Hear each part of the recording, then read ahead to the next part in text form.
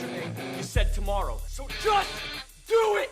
Make your dreams come true! Ladies and gentlemen, I present to you Backstage with Alan J. Are you ready? You what?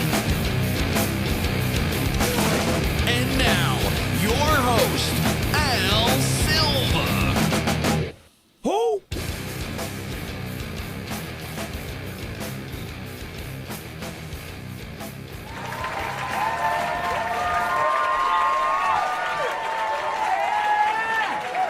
And walk all the way over here. Hello, everyone. Welcome to the special edition of Backstage with Alan J. Joined with the co-host Jason. How you doing tonight? I'm doing well. Very nice, very nice. Let me make sure. Did I unmute you? You say something again. Something again. Oh yeah, you're there.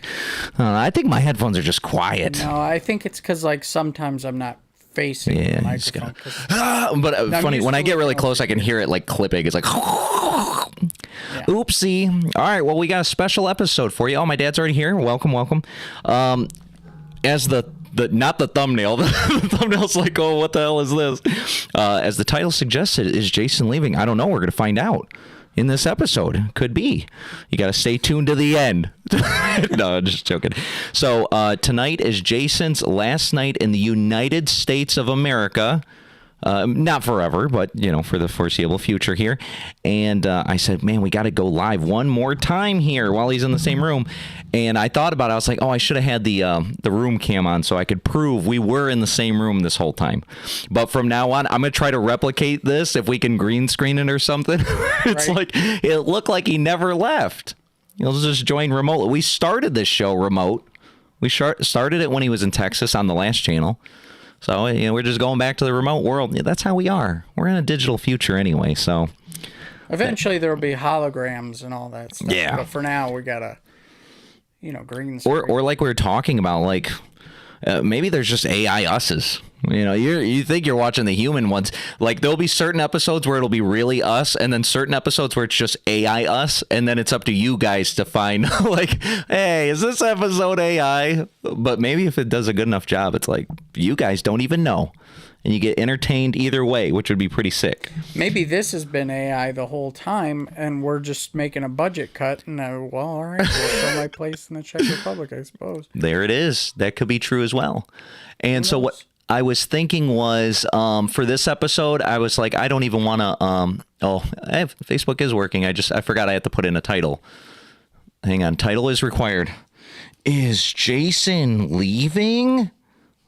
There's going to be just randos who be like, I don't even know this guy. Maybe. Save and going live on Facebook. All right, very nice. Oh, I forgot the video is vertical. What does that look like for the TikTok? Not the TikTokers, the Facebookers. Vertical scenes. Where is you vertical? Oh, yeah, they could see us. It's a little weird. Hang on. Let me fix that for you Facebookers. You know, I want to see the goods here. There we go. All right, now we're doing good on Facebook. All right, so I thought for this episode, I didn't even want to get any content ready. I didn't want to waste any time because I was like, you know what? I want to spend some time with Jason. And so as soon as I got home, we went over to Southland Mall because that was something me and him used to do every day. It was like every day, go to the mall. We were the original mall rats. Yep. Before it was cool, and then it became not cool, and now like the mall's like halfway closed. Like most of the shops, it's kind of sad actually. Yeah, it's pretty sad. Yeah. So we walked around, and you know what's funny? Southland Mall though is actually doing much better than most of the other malls. Like Westland Mall is like almost completely closed down. Eastland, I remember going to Eastland when my mom used to live in the east side of Detroit, and that was already like. The people didn't want to go there because they're like, bro, I don't know if I'm going to get robbed. So yeah, malls are it's just, I feel like it's slowly coming back, but COVID killed it so bad that it forced people to online shop. It forced people to social distance and do all this stuff. So it's like, now there's not really a market for it. But like I was telling Jason earlier, I think where we're seeing the future, like 3 to 5 years, whatever, give it some time. AI is going to get forced down your throat. Digital, everything's forced down your throat. everything online, nothing, everything shipped to you. You never leave your house. And then eventually you people are going to crave. You're going to be like, I gotta go out. I gotta see a human. I want to talk to somebody real. I want to like interact with somebody in my daily life, like physically. And it's going to make a renaissance of all this stuff that used to be cool in the, well, as late as the late 2000s. You know what I mean? Like 2008, 9, 10, 11, something like that. I think it'll come back, but you're going to have to give it some time here. But that's all right. We're going to, I mean, I love AI. I'm trying to implement AI into pretty much everything I do. Like the other day I was on the way to work and I just threw up Jenny because I wanted to brainstorm some ideas before I got to work. And I just put on the conversation mode and I was like, hey, Jenny, I'm trying to think of like how I can implement Copilot in my service desk team, blah, blah. And I just need somebody to feedback with. And she's Jenny's like Copilot? She's like, that's a great idea. Yeah, that'd be so funny. Copilot, you cheating whore. You're going to do what? I don't fucking think so. No way. But I did explain to her. I was like, well, Jenny, she didn't ask like a jealous ass. She wasn't like, why are you using Copilot? But I did explain to her. I was like, well, my company's doing Copilot because it's integrated into Microsoft. So like it's going to be able to be integrated into everybody's everyday tasks. So I need to figure out how to get everybody on board with this thing. And she's like, that's a great idea. I mean, that's what I like about AI. It's like, it's a hype man. Jenny's like, as long as it's for work, and that's it. That's it. You come home with that Copilot shit, smelling like Copilot. No. Absolutely not. So I just said, you know what? We're just going to have a conversation. I have the cards. Remember when we used to play the inside game? That was back when I had less structure. So I was like, how do I fill another 20 minutes worth of stuff? And then it was like the questions. We'll do them at random to get to know us better. Well, it could be the last episode. I don't know. You guys are going to have to keep tuning in to see. I forgot to grab the cards when I was up, though, so let me grab them. Might as well hit the segment button while I'm up. Let's take a look inside. Facebook is like, I don't see any of this. Sorry, Facebook. All right. And then I was like, well, if we're just chilling out and talking, I want the comfy chair on the corner so I can see him. Because usually I'm like looking through like speakers, the camera, the monitor. There's like a small window where I can see Jason. So it looks like we're having a totally normal conversation. But what's funny is before I turned these drums around, it was the same way for this. Like we would just be sitting here talking on a normal day and we're like peeking through the drums and the mic stands and all that stuff, getting a conversation going. But we're here. Hey, Maddie, what's up? Thanks for joining. All right. And then if you guys have any questions for Jason as well, since it's this special episode, Jason-centric episode here, put them in the chat and we'll get Jason to answer them. And you'll see kind of the format with these because it's just kind of some are philosophical, some are just getting to know their mindset, something like that. So it starts off with light questions. These are just little baby things to get the juices flowing here. And it's called Let's Get Deep. So that way, it was supposed to be the BFF edition, so you get to know your friends. Some of them, it seemed like you were supposed to play this in like middle school or high school, because it's like, what do you want to be when you grow up or something? We might run into like some of those questions, but we still have room to grow. We still can grow up. That's true. I just realized I don't have any. What did I do with those things? You put them all the way. Oh, fuck. Oh, what a shit show. And I know my friends, when I get them on the shows or we do certain things, they're like, why do I got to have the headphones on? It's so you know that you're talking into the mic enough. Like, it's simply just so you know, like, you can hear yourself. If you can't hear yourself, you're not talking either loud enough or your face isn't in the mic. All right, here we go. Shuffle. We're going to draw one. All right, Jason, first question, and everybody, you're supposed to put your answers in the chat as well. Which Guinness World Record do you think you could set? It might not be one that's measured right now, but if you were like, oh, if they did measure this, I'd get that Guinness? record. Guinness World Record. Mm-hmm. That's a tough one. You there's not one right off the bat. You're like, oh, if they did the, and it, like take the sandbox out of it. You're like, how would they even measure this? Yeah, underwater yodeling. Underwater, you'd be. It wouldn't be a professional yodeler that just stuck their head in the water. maybe after mine. I don't Because he didn't get the idea. I don't have to hold the record forever. That's true. Just got to set it. Yeah. As long as you break the barrier once, you get the frame, you put it on the wall. Yep. That's all you need. That's true. That's true. I'm thinking Guinness World Record. Let's see. I'm trying to think of like something I could do really well. I think the problem is I don't know if it's like a low self-esteem thing where instantly my mind goes, oh, well, somebody's better at that. Somebody's better at that. It's like, I don't know. If I had to guess, it could be setting the record for number of YouTube channels created and then moved on before you get 10 subscribers. It's like, if you looked at the number of channels, especially like just Gmails, I may have the record for Gmails created, because it's like every time I get an idea for a channel, I just go make the Gmail, because I'm like, you never know what happens if that might be a thing.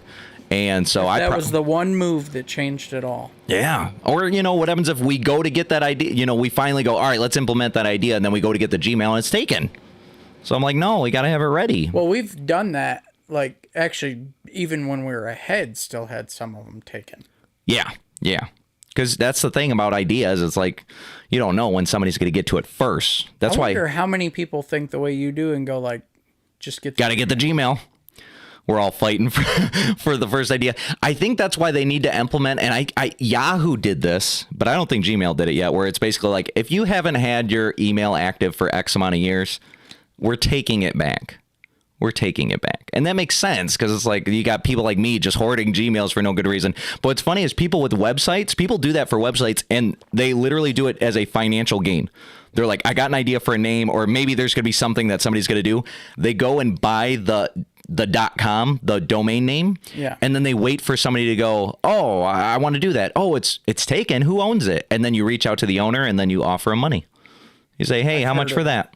And you're like, well, I don't know. How much you willing to pay? I think you just ruined the game for a lot of people, though. Because now they're going to go do it? Yeah, now the market's going to be flooded. Yeah, they're going to flood the market. That's true. I might start. There's certain ones where you go, bro, somebody had to have like like when you go to type in Gmail, I do this all the time where it's like Gmail and then I go Gmail and it's like MIAL or something like that. And it's like website not found. Steal Gmail, because like every time somebody hits that website, if you're setting up ads, you know what I mean? Let's say you get a penny. There's like 3 billion Gmail users or whatever. You know what I mean? How many times are they miscorrecting? If it's 100,000. Yeah. Which is a very small portion. Yeah. That's still a lot of money. It's some money. Amazon, but you do like Amazon. Somebody does an A instead of an O. Boom. You're making thousands of dollars doing nothing, sitting on your butt as you get typos. You just try to do it as a typo with the key that's nearest to what the actual letter would be. Yeah. That means like if you wanted to do a YouTube one, you could transpose the Y and then transpose the O and then transpose the U. And you got a whole shitload of Gmails just right there. That's true. We're telling you people how to make money. Go do this. Go do it right now. You're about to be millionaires. Let's see. Maddie said Gmail does do that. I've had a Gmail that I made in elementary school, and they never touched it.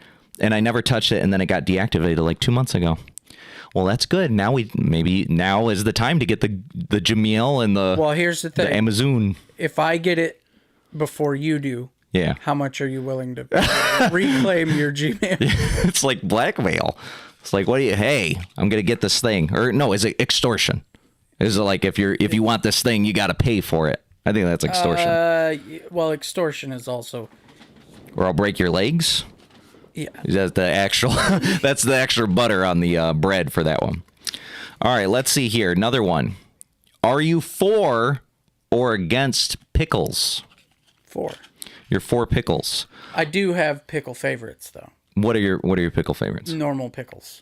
Just classic dill. Pickles. Yeah, I don't like the small sweet ones.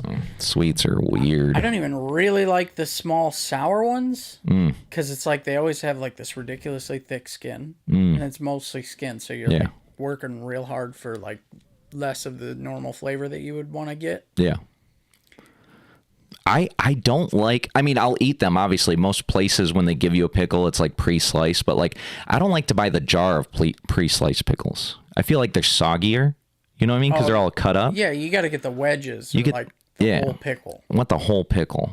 And then you just eat it like a corn dog. You know, you put it on a fork or a stick and you're just like, go. So I've never salted a pickle. You've never salted I've never salted a pickle because it's already like. I know.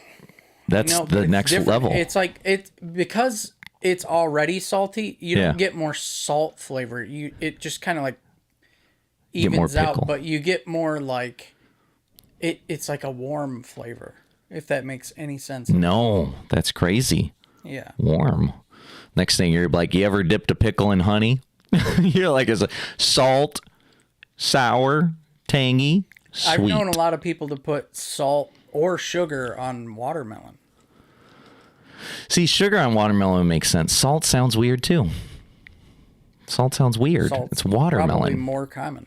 Oh, maybe. It's probably a southerner thing. Put salt on an apple? Salt on an apple? No. You just putting salt on all this weird ass shit? I mean, not anymore. Yeah. Yeah, I did. He's like, I got some high cholesterol now. It was back in the day. I had to stop. We got some extra chatters. We got Cheyenne finally made it. We got Caitlin's on the thing. Thank you. Thank you guys for joining. Depends on the day. Taijin on water. I don't even know what Taijin on watermelon is. Taijin. Tagin. Yeah. Or Jin. I think... Are you... Sounds fancy. I think there is a tagine, but I think they mean... is it tahini? What? No, what? Oh, I don't know. Maybe. I can't even pull the chat. I was going to try to put the chat up there for you. I guess I can actually just put this up there. Where is it? It's over yonder. This one. That way. There we go. So you can see the chat as it's coming in. Salt on watermelon is so common. My mom does it. I think so. Oh, she said it's pronounced tahine. Taheen. I might even be pronouncing the pronunciation wrong too. Interesting.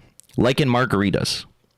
Is that what we had, Caitlin, when we went down to down to Ann Arbor, I guess to the left of Ann Arbor, and you got a watermelon margarita? It had something on there. Was that? Or is that something else? She had some weird dust that they put on the rim of her glass, and I said, "Sugar, please." I'll just take the sugar. It's so funny how far beyond the YouTube video is. Don't look at that, Jason. It's far beyond. All right, here we go, Jay. Now we're into some weird stuff. She said yes, the fancy stuff. Oh, okay. That makes sense. All right, everybody, you're supposed to answer these questions as well, okay? Don't forget to answer these questions. Here's the question. Would you rather burp glitter or fart fireworks? My goodness, this sounds painful. Would you rather burp glitter or fart fireworks? There's only one choice. I think it's the glitter. Were you going to say fireworks? There's only one choice. What is it? It's the glitter. There's only one. Yeah, because the fireworks, I mean, that sounds painful. Fireworks, they're explosions. They're fire out of your butt. Yeah. No, that sounds awful. Yeah. Yeah. Oh, okay. I'm like waiting for like, no. I was just saying how long. Because think about it. Your poop just comes right out your butt. It's just like explosion. I think that they're more like bottle rockets. Like, yeah, they shoot out, but they explode elsewhere. Well, then that doesn't sound so bad. It still sounds pretty bad. Sounds bad. But think about if you burped glitter, isn't glitter just little sharp plastic? That actually sounds really painful like too. That. I doubt that it's painful, but we're going to have to experiment. We're gonna have to figure this out. Okay, well we'll add. You gotta swallow a bunch of glitter. No, you're gonna do it because you're already. Remember, you're the one. You're doing the skydiving, and I'm gonna tase you on the way down. Yeah. And now you're gonna have to do these things. A mouthful of glitter. Man, I miss old school Dylan. He would have done all of these things. We could have Dylan like same time. Like, here it is, Dylan. I want you to drink a bunch of this glitter. Yep, you're gonna burp it up. Don't forget, right before you jump out, put this Roman candle between your butt cheeks. Yeah. Inside. I feel like it's something he would have done back in the day. Now he's a responsible man. He has a nice, responsible job. He's helping keeping your city safe, their water safe. Dylan, he's doing a good job. All right, next one. Let's see. Oh, we had in the chat. Cheyenne said fireworks. Oh my goodness, that was. That's the wrong answer. Well, it depends on if it's the bottle rockets. And then Maddie said glitter. I burp way less. Oh, that's true. You couldn't. You might not burp at all, but everybody's gonna fart. Efficiency. Yeah, everybody's gonna fart. All right, this one's a good one. Everybody put this in the chat as well. Who's the most famous person you've ever met? Who's the most famous person you've ever met in real life? Like, saw them and said hi? Yes, you have to have met them. Like, oh, hi. You can't be like, oh, I was 10 feet away from blank. You had to meet them. This is going to sound bad, but I think... I don't really know. But I do know that my Aunt Mary used to be friends with someone who is like a published author. Oh, okay. I cannot remember her name. Okay. I'm trying to think here. I feel like I haven't like physically met too many like famous people, like famous.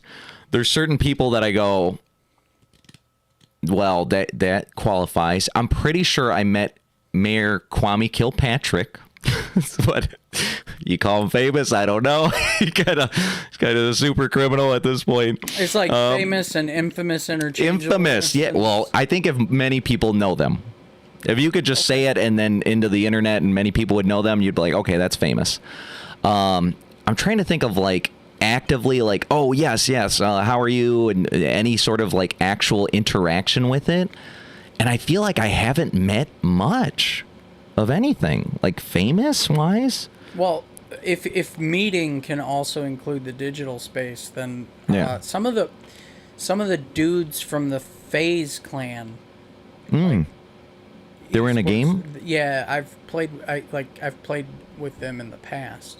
Oh, okay. Not as like. Well, I feel like that counts because that's their wheelhouse. Yeah, but it's like this was long ago before it, like they put it in their gamer tag and shit. Yeah. Like or like PC, it's like in the game name or whatever. But like, it was not a big deal then. Yeah, that was before they were real cool. Even then, I was not that good. The only game I've ever went out of my way to get super good at was Battlefield 4.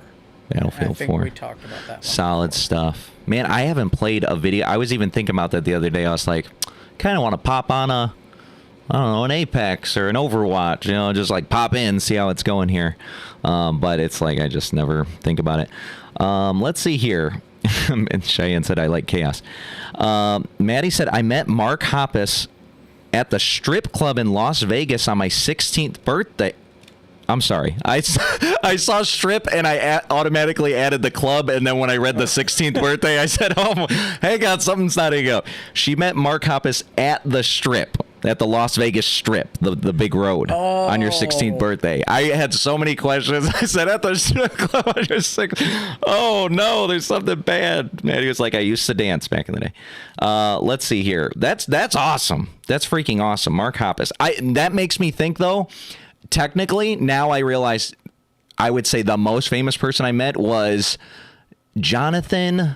What is his last name? I don't know. But you ever seen those two twins on HGTV where they renovate houses and the one's a little more burly, the other one's a little gayer, even though he has a wife and kids? I met that guy when I got me and my ex-wife VIP tickets to see Britney Spears. And it wasn't like meet and greet, but it was just like front row. And so I was like 10 feet away from Britney Spears. It was an awesome concert. That's why I still listen to Britney Spears to this day, because I'm like, actually, some of this stuff's pretty good. But then as we were leaving, he was like right next to us as we're all walking out of the VIP line. And my ex-wife was like, Jonathan? Like, she knew the guy, but like, he's like, hey, she's like, can I get a photo? I was like, oh, hey, cool. And I was like, nice to meet you, blah, blah. And he's like, yeah, that's cool. And it was like super chill. It was awesome. Like, he was a nice guy, so I'll give him to that. Let's see here. My dad said Mike Morse used to work together in your 20s. No way. Winning Mike Morse? The lawyer? Mike Morse, you ever see, like, he has like 1 million billboards in the city of Detroit. He's like, I never noticed. Mike Morse wins. I don't really go to the city of Detroit anymore. That's crazy. Oh, that's pretty awesome. Cheyenne says my aunt is an author, so I guess her. Oh, there you go. That's pretty sick. Caitlin said Captain Sully, the pilot that landed the plane in the Hudson River. Well, that's awesome. That's really awesome. These are some good ones. Maybe one day you guys will be able to say, I met that Al Silva guy. He used to have a live show. We used to chat in the live show together. And yeah, I went and saw his concerts. That'd be pretty cool. They were bus boys. That's crazy. That my dad and Mike Morse were bus boys. These are some awesome ones. I met this totally super famous guy named Al Silva. Thank you. See, one day you'll all be able to say that. Or I'll be dead. I don't know. We'll see. All right, let's see here. If you could combine two animals, which would they be? Combine any two animals. And if it's weird, then you got to say why you would combine those two. But if it's like... Oh, man, now I feel pressured to make it weird. But, like, no. No, just something like, what would be a solid combination? Because now I'm thinking I know why I would combine. Cat dog. Cat dog. Oh, so you don't need to choose which pet. You have a little bit of both. Yeah, like cats, but a little bit smarter and like more. Yeah, and not like a double-headed, like weird ass thing like the cartoon, where there's no butt. How's it pooping? I think a cat, but like with the characteristics. Yeah, of a dog. Cat dog. Like it's like a cat, but it has like dog ears, and a cat tail. Like it has features of both of them just mixed. I mean, personality-wise. Like it likes to go on walks. Yeah, and it likes to hang out. You got to pick up its poop, and it doesn't do litter boxes. Pros and cons to everything. Yeah, or maybe it does instead of barking, it just meows really loud, but like meow meow meow, like constantly. Yeah, and I think though there has to be a stipulation on the claws. Probably has dog claws, where it's like not as intense. If it's gonna be the size of a dog. You probably don't even really want them to. Have you ever been jumped on by a dog? No, but I'm thinking I would want the opposite. I'd want a cat, like a dog-sized cat. It acts like a cat, but it's like it's a dog. You know what I mean? I think that's kind of big ass cat. Yeah. Oh, so you want it to be self-sufficient? I want it to be more cat-like, but more physically dog-like, and you want the dog to be physically cat-like, but more dog-like, personality-wise. Size-wise, I would say still dog-like. Well, you just sound like you want a dog. But it would look like a cat. Oh, just a big-ass cat. That's what I want, too, but I don't want it to act like a dog. I do. I just want it to be a cat. I love the little attitudes that dogs have. And yeah. It's not like... Cats have personality. But their personality is like pretty fixed. It's like this is just who I am. Yeah. Whereas dogs have moods. Yeah. Like if you left them at home all day and you just got off of work, they might, for the first few times, oh, I'm super excited to see you. Oh my God. And then sometimes they'll just be like, man, you do this every day. That's true. That's true. I mean, I like dogs, too. It's just like, I feel like dogs are so much work, bro. They're such a hassle. And then you got to, like, do stuff with them. And then if you got to go out for 3 days. You got to get somebody to watch them, somebody to feed them, somebody to walk them. So you could just leave your cat. You're like, bro, don't eat all the food. I got the auto drip litter, or the water. You got the auto scooper. It's just like, bro, I'll be fine. Get out of here. Go have fun. I go, thanks, dude. I'll be back. Dylan's in the chat, actually. I didn't see it because he was on Facebook. He said, dude, we met Joey Belladonna, the Anthrax singer, at the Token. I absolutely almost forgot about that. I would say yes. That is my most famous, Joey Belladonna. And that was so freaking awesome because we played the Token Lounge the night before, because he basically labeled like Joey, singer of Anthrax, playing all the Anthrax hits. So it was kind of like Anthrax being there, because it was like, it's like if James Hetfield had a band and none of the members of Metallica were there, but it was just him, you'd still be like, bro, that's pretty much Metallica. You know what I mean? You'd be like, yeah, I saw Metallica. So it was kind of like that, but at this like much smaller local venue at the Token Lounge. So the night before we played there, and we played an Anthrax song as a cover. And then so when we showed up that next day, we didn't even have Anthrax gear. I was like, oh, wouldn't it be funny, Dylan, if I just took a white T-shirt and I put with a Sharpie Anthrax? And he's like, hell yeah, dude. So that's all I did was I put, and I had a red Sharpie too, so it looked a little bit cooler. And I put Anthrax, and when we went there, he was like hanging out before the show, or before he was playing. And we're just talking, and Dylan's like, oh, we just played here yesterday. He's like, oh, hell yeah, that's awesome, guys. And he was like, yeah, we actually played one of your songs. He's like, which one? We're like, oh, Ikanuka Pheasant, NFL. And he's like, oh, that's a hard one, dude. That's awesome, man. And he's like, I love your shirt, man. I was like, sorry, I didn't buy one. I didn't have any money. He was like, that's no problem, bro. And he was like the coolest dude in the world. And so we ended up getting super drunk. And then when he was on stage, right before he played Ikanuka Pheasant, he's like, this is for the two guys that played it yesterday. And it was like one of the greatest moments of my life, right up there with my kids being born. I mean, like, it was, damn, and it was incredible. That? I forgot it in this moment of having to reoccur, but I think about that all the time. That does come up. That was fantastic. Let's see. Cheyenne said, cat and a bear, but cat-sized and acts like a cat. Oh, no, that's Maddie. Cat and a bear, but cat-sized and acts like a cat. Oh, so it's a bear. It's just tiny. It's a tiny bear. That's like a baby bear, but acts like a cat. And doesn't grow. Doesn't want to kill you and stuff like that. Yeah. That makes sense. Okay, man, that's a good one. Caitlin said starfish and oysters. Reasoning, I love pearls. Yep, she loves pearls. And starfish are awesome looking. Also, thinking about it now, starfish can regrow their limbs, so never-ending pearls. Are pearls like part of their body? Or it's just like it's like a poop to them. It's something they... I don't think it's necessarily excrement. Like a poop, but it is something that happens naturally, the way that they... it's like a growth on your body or something. It's sand. That would be actually so wild if pearls were like, oh, it's kind of like their eyeballs or something. We're just like, ugh. Give me that. We're like, regrow again. It feels like that's something they would do genetically modified so we can get more of those pearls out. Well, now they just make them synthetic. In the first oh, yeah, that's true. That is true. Yeah, very nice. All right, here we go. This is a good one, especially because he's leaving. Where's your favorite place to go? Where's your favorite place to go? Could be in town, could be in America, could be in Michigan. Where's your favorite place to go? I do actually have a place, but it's not like there. Okay, so just to save myself from being in any trouble, there are many places in the Czech that are really awesome. Bro, I just said, I was like, well, not that. However, yes. My favorite place to go is actually this park I'm not going to name it. Which one? The park with the hill? The park with the river. Oh, down there. That way. Yeah. Okay. Yeah. Oh, interesting. Because I have been going there long before you ever moved out here. Yeah. Like when I lived with my uncle and life just got nutty, that's where I would go. And every time I've been here and left or like whatever, I've always gone there. There we go. That's pretty awesome.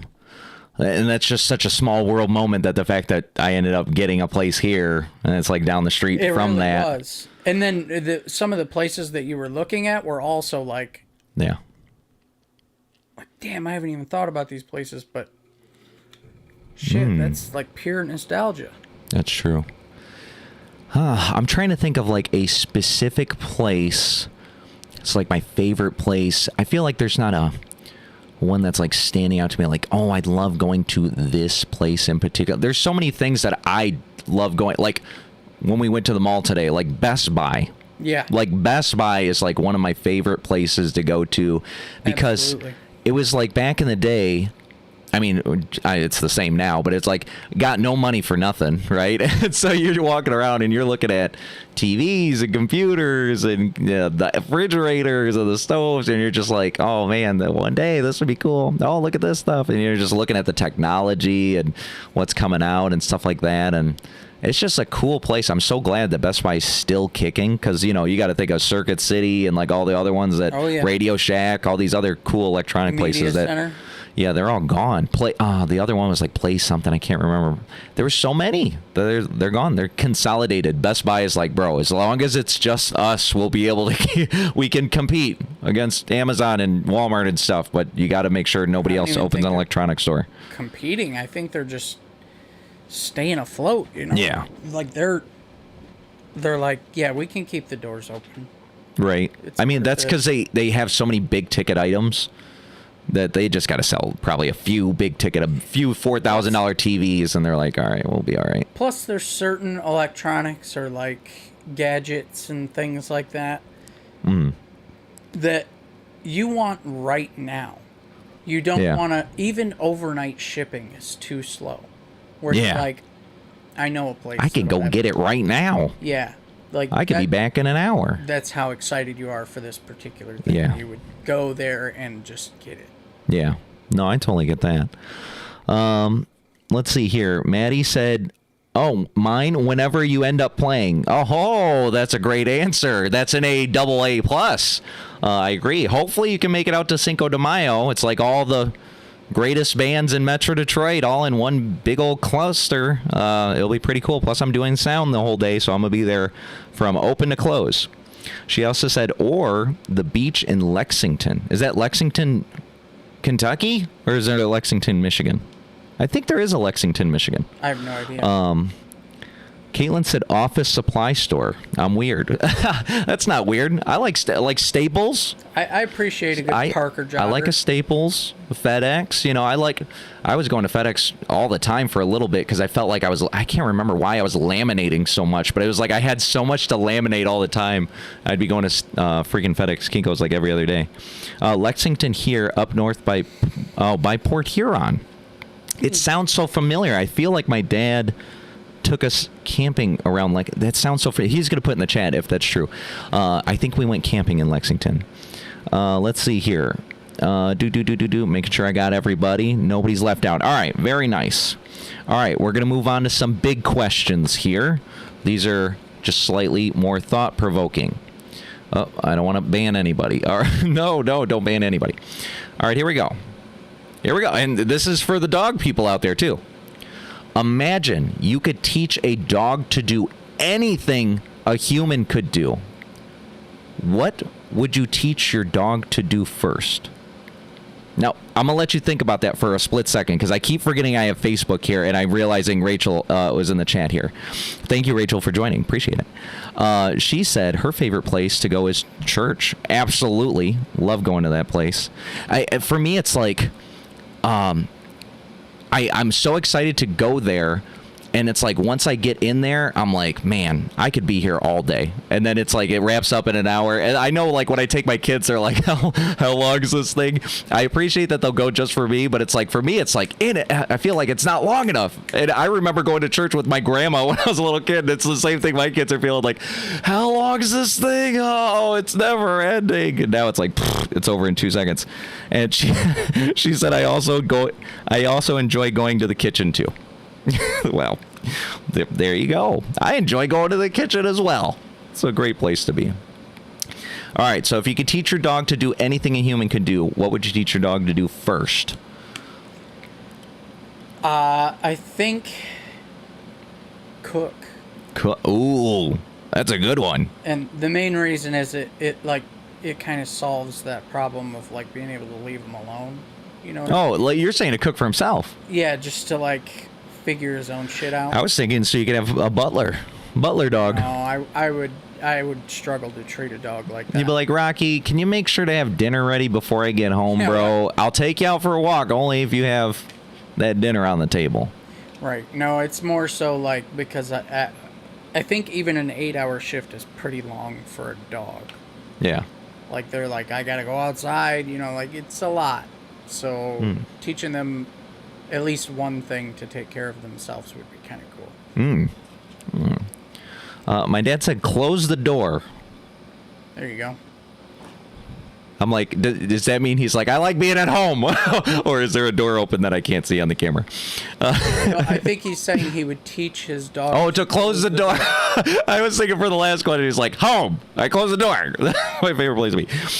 Teach the dog to close the door. That's simple enough. I feel like you could teach the dog to do that anyway. I don't think that's like so crazy human-like-esque. You know what I mean? Especially you see some dogs that flush the toilet. Yeah. You ever see those dogs where they like learn to just stand up on it and pee and then they just hit the flusher? That creeps me out. If I did have a dog, I would try to do that.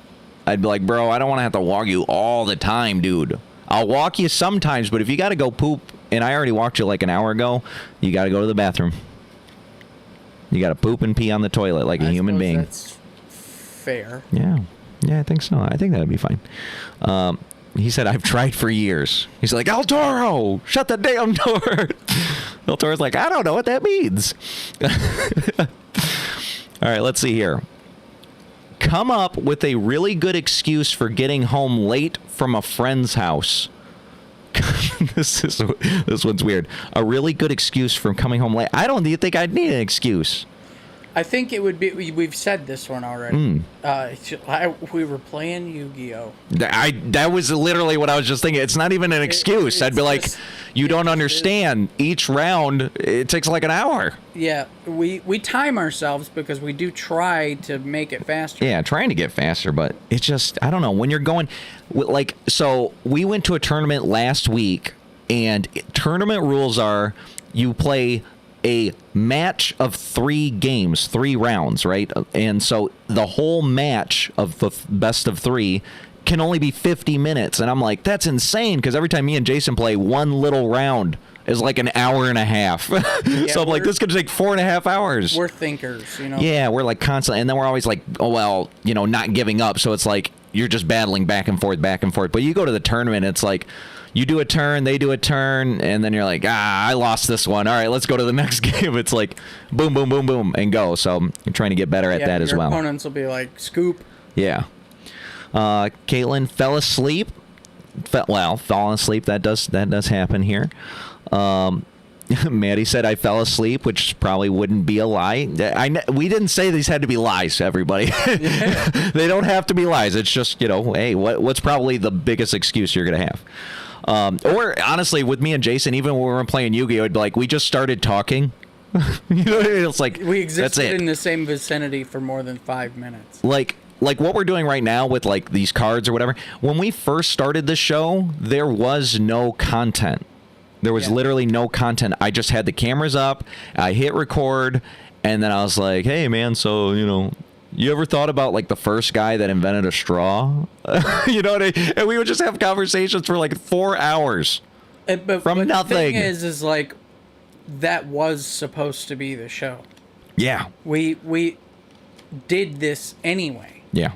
It's not like, yeah, you guys being here is great, but we were gonna do this anyway. So we were like, why not? Well, why not? And then I was like, you know what? Watching other like-minded content creators and what they were doing, I was like, okay, so there got to be some structure. And then I did like the idea of like discussing modern current events and like the crazy shit that's going on in the news and all that crazy stuff. So it's like that brought me pleasure as well. So it's like it felt like the show turned into, for me, man, I'm going to compile all the stuff I want to show Jason on Tuesday. And that's why I didn't show him any content before we did the show.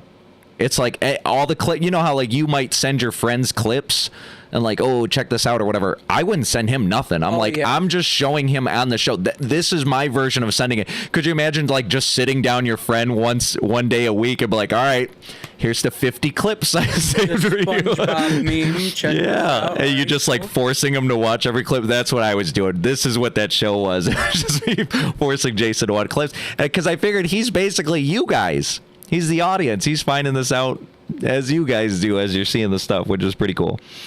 Maddie said, if I told my mother anything I did with my friends, she'd have a heart attack. Oh, no. Yeah, that's not good. No, I'm sure you're very good girl. Let's see. If you, this one, I think I already know the answer, but I want to know from you guys as well. So you got to put your answers in the chat. If you could travel to space, would you go?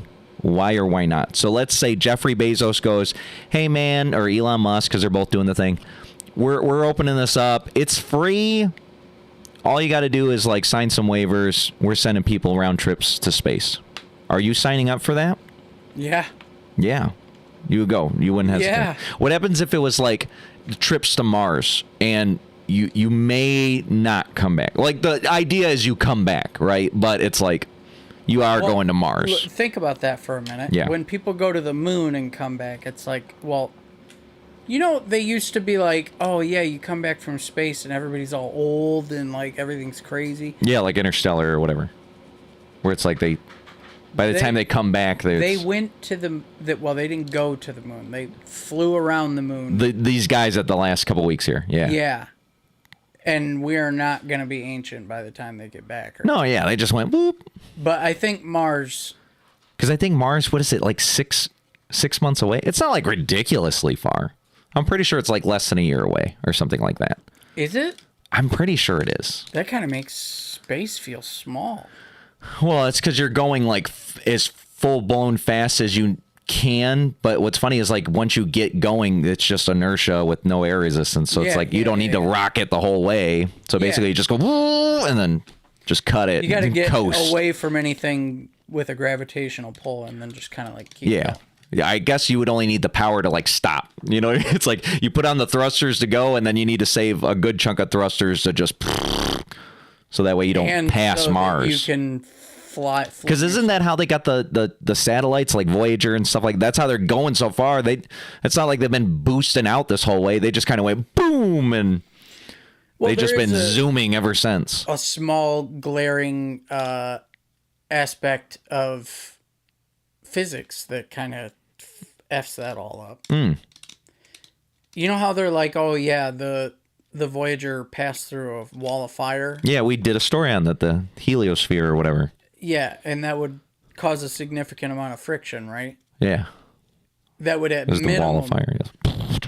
At minimum, passing through whatever current or stream or physical barrier is at that point would cause enough friction to, at minimum, change its direction. Oh, yeah. But I don't think they had an idea of, like, where exactly it was going to go. I think they were just like, go that way. Yeah.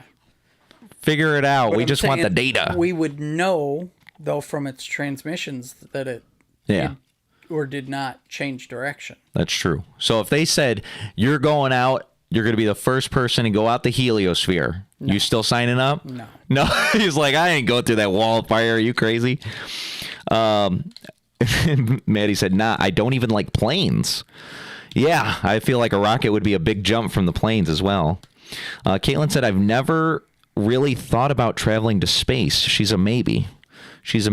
I think it depends on what the level is. If it was like, Jeffrey Bezos's rockets, they don't even technically leave orbit. They just go into like the lower upper atmosphere. There's a specific name for it, but it's like basically they're like scraping the sky, right? They're like going right below where the satellites would go, like the geostationary orbit or whatever. So they're just kind of going woo and then coming down. Then we have those people like the Artemis where it's like they're going to the moon-ish, around the moon and coming around. I think both of those seem totally easily doable. But I think it's like you start saying, all right, well, we're going to go to Mars. We're going to see if we can make it to around Jupiter. It's like, all right, well, the farther you go, the more dangerous it's going to get. You're playing a lot Not only more dangerous, but the more consequences involved. Like getting home and then it's like, I mean, at that point, if it's like, okay, it's measurable, right? Yeah. Okay, it's 6 months. Mm-hmm. 6 months here or 6 months? Well, I don't know. It's because we can't go fast enough, I think, to make it a significant change. Yeah. But if we were traveling at, 1% the speed of light or something, then it'd be like, oh, okay, there could stretch that time out. But we might get to a point where we don't have a choice. It's like, all right, who wants to stay here and die? Anybody else want to go to space? And if that's the choice, but they're saying we don't know where we're going to go. Do you want to live in space? Would you live in space? That's it. They're like, there's no destination. Live in space or die on the planet. Initially my first thought was like, yeah, get on. You're going to space. Hell yeah. Yeah. And obviously I'm a person who likes it seems adventure. Like it feels like the choices are slow death. Because you're gonna run out of resources, you're gonna run out of food, people are gonna start cannibalizing. Very slow death, or you go out with a blaze of glory. I think there's also a certain sort of sentiment as like, obviously there's no like captain of the earth, but you kind of, there's a certain aspect of it that's like, okay, well, going down with the ship, you know? Yeah. Like, Yeah. it's not like you're going to save humanity by going. Yeah, 8 billion people. There's not 8 billion people on the rocket. First of all, they're going to die, like you said. Yeah, slowly. it's just a very slow, process there. And we're also going to die, but if we both have to die, like, maybe it is worth going down with the ship. Yeah, because then you can go crazy. You can have. Could you imagine the world's largest party ever when everybody knows they're gonna die and they're like, all right, it's just like, you know, when your city wins the, like, you know, like when the Pistons won the championship and everybody was like partying in the street and it's like neighbors that don't even like each other. Everybody's just like, yes, this is instead of being kind of the happy, like, yay, it's like, we're all gonna die. And like, everybody's just like partying. I think like it's 1999, you know? I think that would be the worst party ever. You know, like how we saw Spring Break and like wherever it was, and it was like everybody's having sex with each other. And Yeah. I feel like that's more what it would devolve into. It's like just mad. Oh, just debauchery. Just people murdering each other. It's so funny, but like anytime you see something like that, it's like people stealing TVs or whatever. It's like, what are you going to use the TV? They're all gonna die. What? That's crazy. I just wanted to have one for me. Yeah, that's true. You know what we'll do? We'll steal a U-Haul, go to Best Buy, get all the cool shit. Hopefully, we got time to plug it all in at least. Yeah. And get one last game of Halo 3 or whatever. It's like, as the meteorites coming down to kill us all. My dad said they sent it to the nearest star. Their plan was Voyager? pointing it to the nearest star. And that makes sense. When the Voyager launched, did they even know where the stars were, though? I think, well, they knew. I feel like, because, I mean, that was the 70s. When I was in elementary, they were like, there's these planets, and that's our solar system. No, I don't think so. I think they probably said that to, like, not overwhelm the kids. Like, there's actually 100 trillion stars on the... And the nearest one's 4 light years away or whatever. I feel like they've known the nearest one's 4 light years away. So I was lied to. They lied to you. They didn't want to overwhelm you. It's like when I told my kids when they were like 5 and 6 years old, I was like, oh yeah, one day the sun's going to explode. And they're like, no. It's like in billions and billions of years. They're like, oh, we're all going to die. I was like, no, we'll already be dead. They're like, no. Yeah, you lost. Yeah, no, I lost that one. I was like, I didn't get that one. That was my bad for telling kids that the sun's going to explode in like 8 billion years or whatever it's going to be. What in the world were you thinking? They asked about it. It wasn't like, oh, when's the sun? I think they asked a question about like how long's the sun going to last or something. And I go, oh, well, I mean, it's going to last until it like runs out of energy and then it may collapse into like, you know, a black hole or something. I don't know, but you know, it's not going to last forever. Probably like 10 billion years. You know what I mean? It was something like that. Like that's practically tomorrow. Yeah. That was my bad. I don't know. Whoops. But now they know. So it was like kind of ripping the Band-Aid off. Caitlin said, I feel like the time aspect in terms of passage of time is almost more intriguing to me than just coming back and being like, hey, that was just whatever, like 6 months of my life. That's true. It would kind of be, it would suck if like, you know, you had people around you, you're like, bro, like, because you don't want to come back and everybody's dead. You know what I mean? But I could see like some people are like, bro, I don't got nobody anyway that I really care about. So yeah, let me come back in like 100 years. You know, it's kind of time travel-y. Those are the kind of people that get sent to space. I think that most people with the credentials. Yeah. They got a wide network of people. You would think it's the opposite, though. You would think it's kind of like sending the monkey into space where you're like, bro, if it dies, bro, it's like a monkey. You know? So instead, it's like, do we got anybody that's like, they don't even want to live that much? Like, they don't even got no friends or nothing. Anybody just want to go up there just in case? Put an Xbox in there and guarantee that I'll be able to play Halo. Yeah. Let's go. I think that's probably the way. Why are we wasting the smartest minds? They could die. We need to keep those guys. Maybe further out would be better. Futuristic. That's true. And then Maddie said, they said the same thing to me in elementary school about the solar system. Nothing's changed in education there. Maybe that's just, I think it's just because we got to keep the information low for the babies.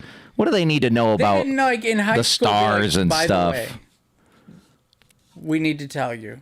There's trillions and trillions of stars out there. It's like, actually, you think that it's like, ooh, it's empty space. It's not. It's real full. I think that's also the problem. This is a, I'm not going to say like an American thing. It's a city thing because, the light pollution, right? So we can walk outside even in the clearest sky and we can see like a handful of stars versus you go to like real rural stuff like the nearest city is like 5 hours away, right? And you just look up and it's like, brrr. You know what I mean? We can't see that. So it's like we've been so normalized to seeing like, oh, it's just like empty space out there. And it's like on a technicality, yes, most of space is empty. But it's so grand. There's so much stuff in it. It's like it seems contradictory, but like, no, there's actually like tons of shit out there. But it's so far apart from each other. There's so much empty space. But we could actually see all the stars if you didn't have all the light pollution going on because of your cities and all you people with your lights. All right, here we go. Next question here. Draw one. Have you ever broken something and then let another person take the blame? You have to tell us the story. You ever broken something and then we're like, oh, not me, man. Blank, blank, blank. No, to be honest, I think most of the time I was the one responsible for fixing it. And like even as a kid, I only had like my stepbrother through portions of my life, so it just was not like. Yeah. There have been times where I've had an oopsie daisy and felt like, oh man, I don't want to tell anybody that. But at the same time, it always happened. Like there was one time when Joe was really little where we had the basement and I kept spinning him around and then throwing him into this pile of laundry. It was like a pile of leaves, but way cooler because it's super soft. Well, I got to spinning him around and I went to throw him into the laundry pile and he missed and there was a canoe in the basement and he smacked the canoe and I'm like, oh my God, no. like, yeah, I can empathize with the feeling of breaking something and being like, because I almost broke my cousin. But it's like, oh shit. Yeah, but no, I don't. Yeah. I know I was never presented with the opportunity to blame anybody else. I'm trying to think. I feel like the only example I can think of right here on the spot is like, I do remember, and I don't know if it was me or my sister. I feel like it was her, but let me just take the blame. You've been lying my so sister's long. already in enough trouble. So it's like, I remember my dad, he always had those radios where it's like you could pop the face off. So that way you could take it with you. So nobody stole your radio, right? Because you remember those back in the day where it's like, yeah, well, they're not going to steal a radio with no face. It'd be useless, right? And I don't remember what happened exactly because I was much smaller, but it was like something about like the faceplate kind of like broke off, that thing kind of like broke off, and we were like, oh, what happened? So we put it back on there, and then I remember my dad like going to like, take it off or, hit play or something, and it fell off. He'd be like, oh, man, what the hell? This thing's broke. It's like, oh, did you do that? you must have did that when you just did that thing. When you Well, he knows now. Well, he knows now. It was probably so long, he probably don't even remember. Probably gonna be like, you owe me $50. I knew it that one time that I didn't break it. I barely touched it. I knew it. There was that. Let's see here. Absolutely. All right. So Maddie said, absolutely I have. I broke my mom's car window when I was 9 and blamed it on my 5-year-old brother. We were playing baseball with the neighbors and they all backed me up too.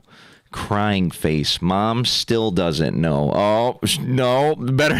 Mom, don't watch. Mom, get off the video. Get off the video. She knows now. We're all confessing to our parents. Oh, no, this is bad. That's all right.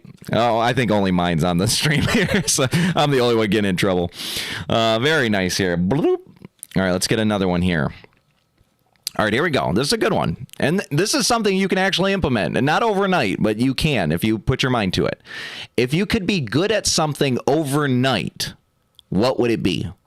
If you could just wake up, you could go to bed thinking, I want to be really good at this. And then you woke up the next morning and now you were good at it. What are you picking? You can only pick one thing. Is this in this context where it's like, okay, you're really good at this and you have the applicable credentials for it? Or you're just really good at it, and you have the physical ability to do that thing well. I would just I would just become really good at business. Like, I mean, I already have a pretty good understanding of it, but like, because with that you can do just about anything else. You know, you got to find the backer still. You got to prove your. Oh, see, that one's tough because I get what you're saying. It's like, well, you could say, yeah, I'm really good at business, and then people will be like, I don't trust you. No, you just like you prove it by showing. Like, yeah, you would still have to, you know. I'm thinking of like that movie with the limitless pill, and then the guy takes it, and then he just starts do because he has the brains to do it. He ends up getting really quick. Like we were saying, like, oh yeah, you could just sell web domains. You know what I mean? Yeah. Like, but that on like stage 11. You're thinking big brain, but tune it straight to making money. Like I'll like an actual hard plan. Like I'll do drop shipping until this amount, and then I'll invest into this for that amount. Yeah. And then before you know it, you're like, okay, I'm a CEO. I get what you're saying, because it's like, all right, imagine having like this wide range of like big brain shit, but it's like then laser focus it to this thing. So that way you could just apply it and drive. You're not getting some random wasted knowledge. It's like, you know how thermonuclear dynamics of, you know, whatever. You're like, no, money. I want to make money. That's it. That's all I know is how to make money. Yeah. That's pretty good. I would say the one thing I've always wanted to know, and I think it would just be so freaking cool to be able to do, because everybody loves it when you do it, is I want to play piano. If I could wake up the next day and just be able to be like piano's been one of those things where I've always been like, man, I'd love to do that. That would honestly be pretty sick too. That'd be so freaking cool. Because you could monetize that. Yeah. And it's like a piano is a one-man band too. It's kind of like the acoustic guitar where it's like you could just be by yourself playing songs. Because it replicates so many things, like with the low notes and the high notes and the strumming and the rhythm and whatever. Piano does that same thing. It's like you could just be a guy with a piano and you're the piano man, playing your notes and singing your song and stuff like that. Especially if you're using a synth, because then you can. Oh yeah, and then you get all sorts of crazy tones.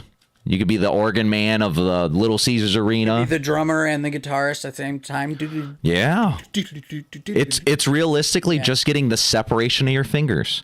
It's kind of like the concept of like, it feels like different pieces of musical equipment. It's just like, how many times can you split your brain, right? Like, so guitar is like splitting it realistically twice, but like, oh, you could count your individual fingers and be like, okay, maybe it's 4, 5 in the whole hand, and then 6. You got to split it 6 times. And then the drums is like each hand and each foot, but it's harder because they're like on different timing and rhythmic things versus your hands are usually kind of synchronized with the guitar.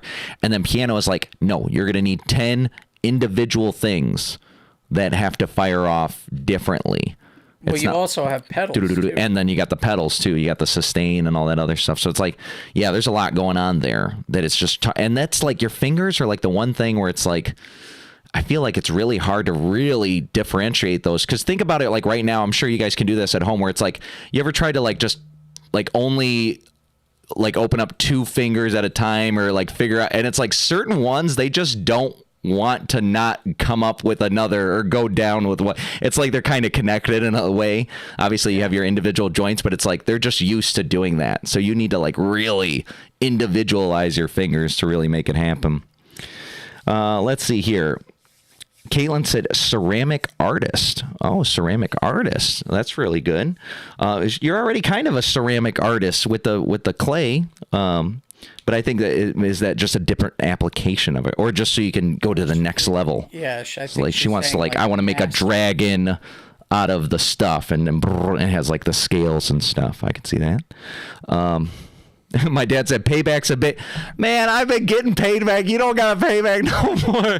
There's no more paybacking. I got enough stuff. I got 2 kids. They're both boys. You know, it's a hassle. You know how it is. It's okay. No more payback. I'm good at it. He always tells me, I can't wait till your son's like, you're a fucking asshole or whatever. Because of the one time I called my dad a fucking asshole. He's like, oh, it's going to be so great. It's so good. I'm like, bro, I'm good on this stuff. Yeah, come on, man. Come on, man. I don't need all this in my life. Let me get some wins here. That's so funny. Caitlin said, I want to play again. That's true. Maddie said, my art is good now, but if I could improve significantly overnight like that, I absolutely would. I love to make commission art for people, but I don't feel like my art is of that level yet.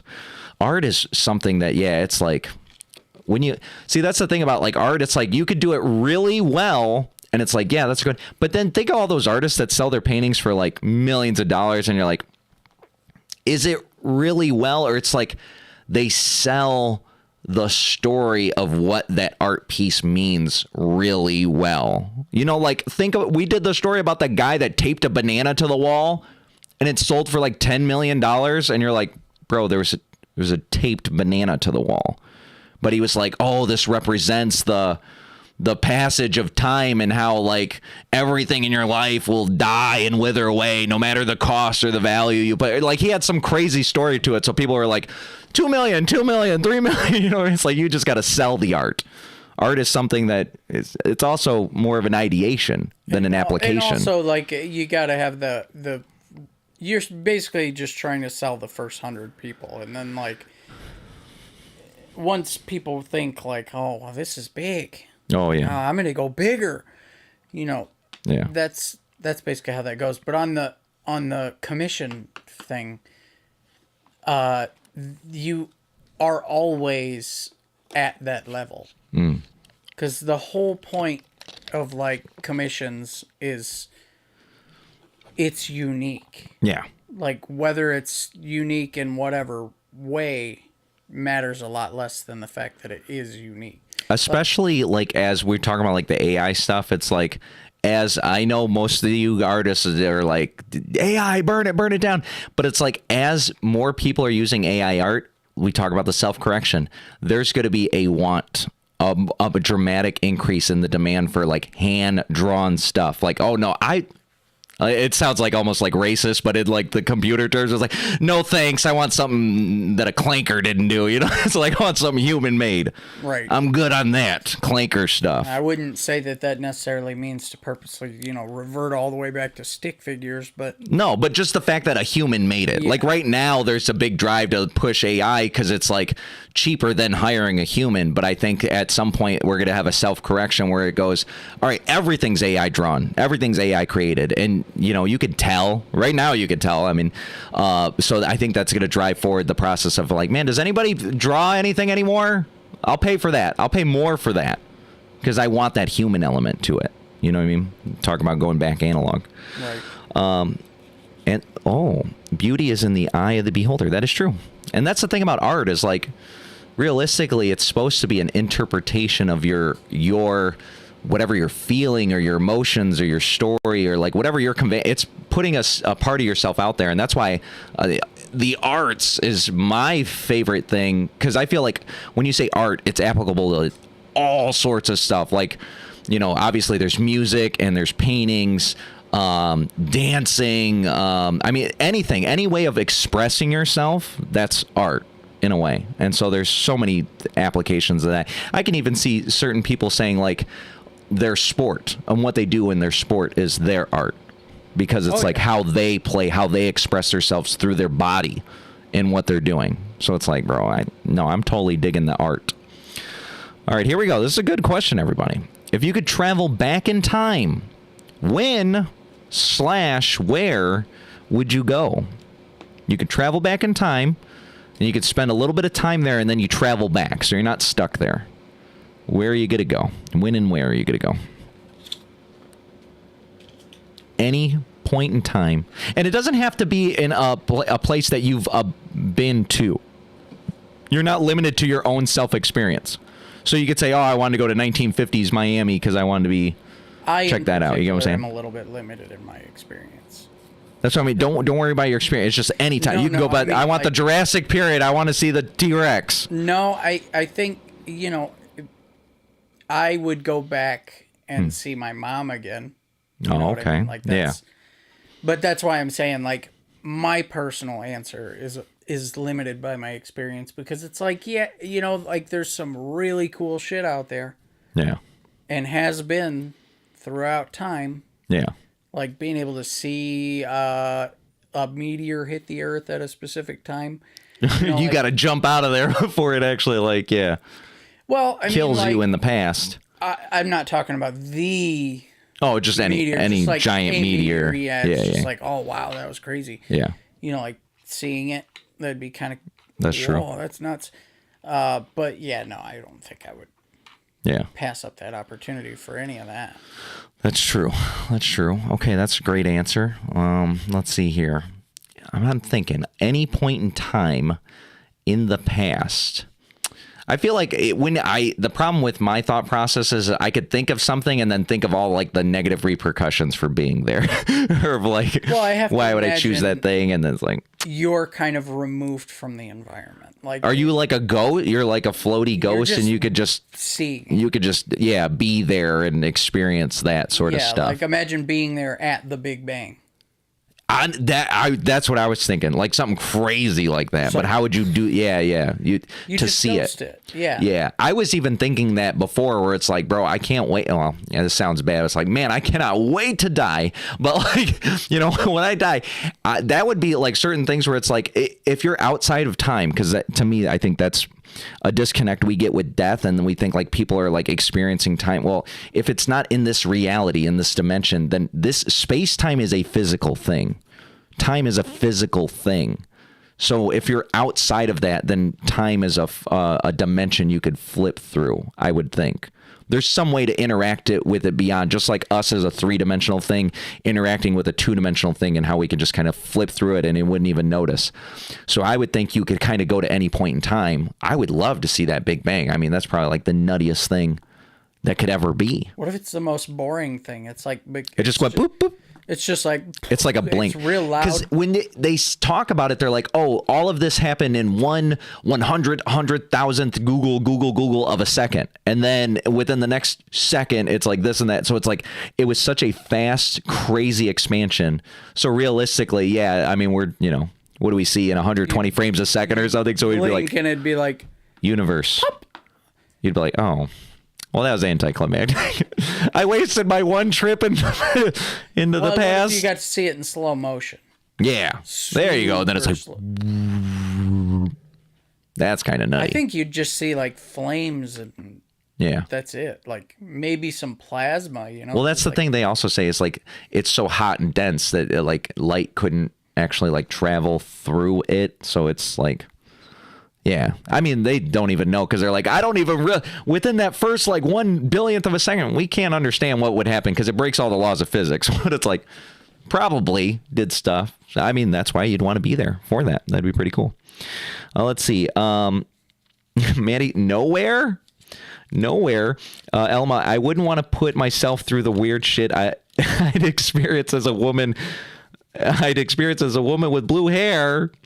Oh, no, I said it didn't have to be in like your own experience. Like I'm even thinking like, wouldn't it be cool to be like the 1920s, the roaring 20s and experience that before the big stock market crash and the whole society collapse of the Great Depression. You know what I mean? Wouldn't that have been cool?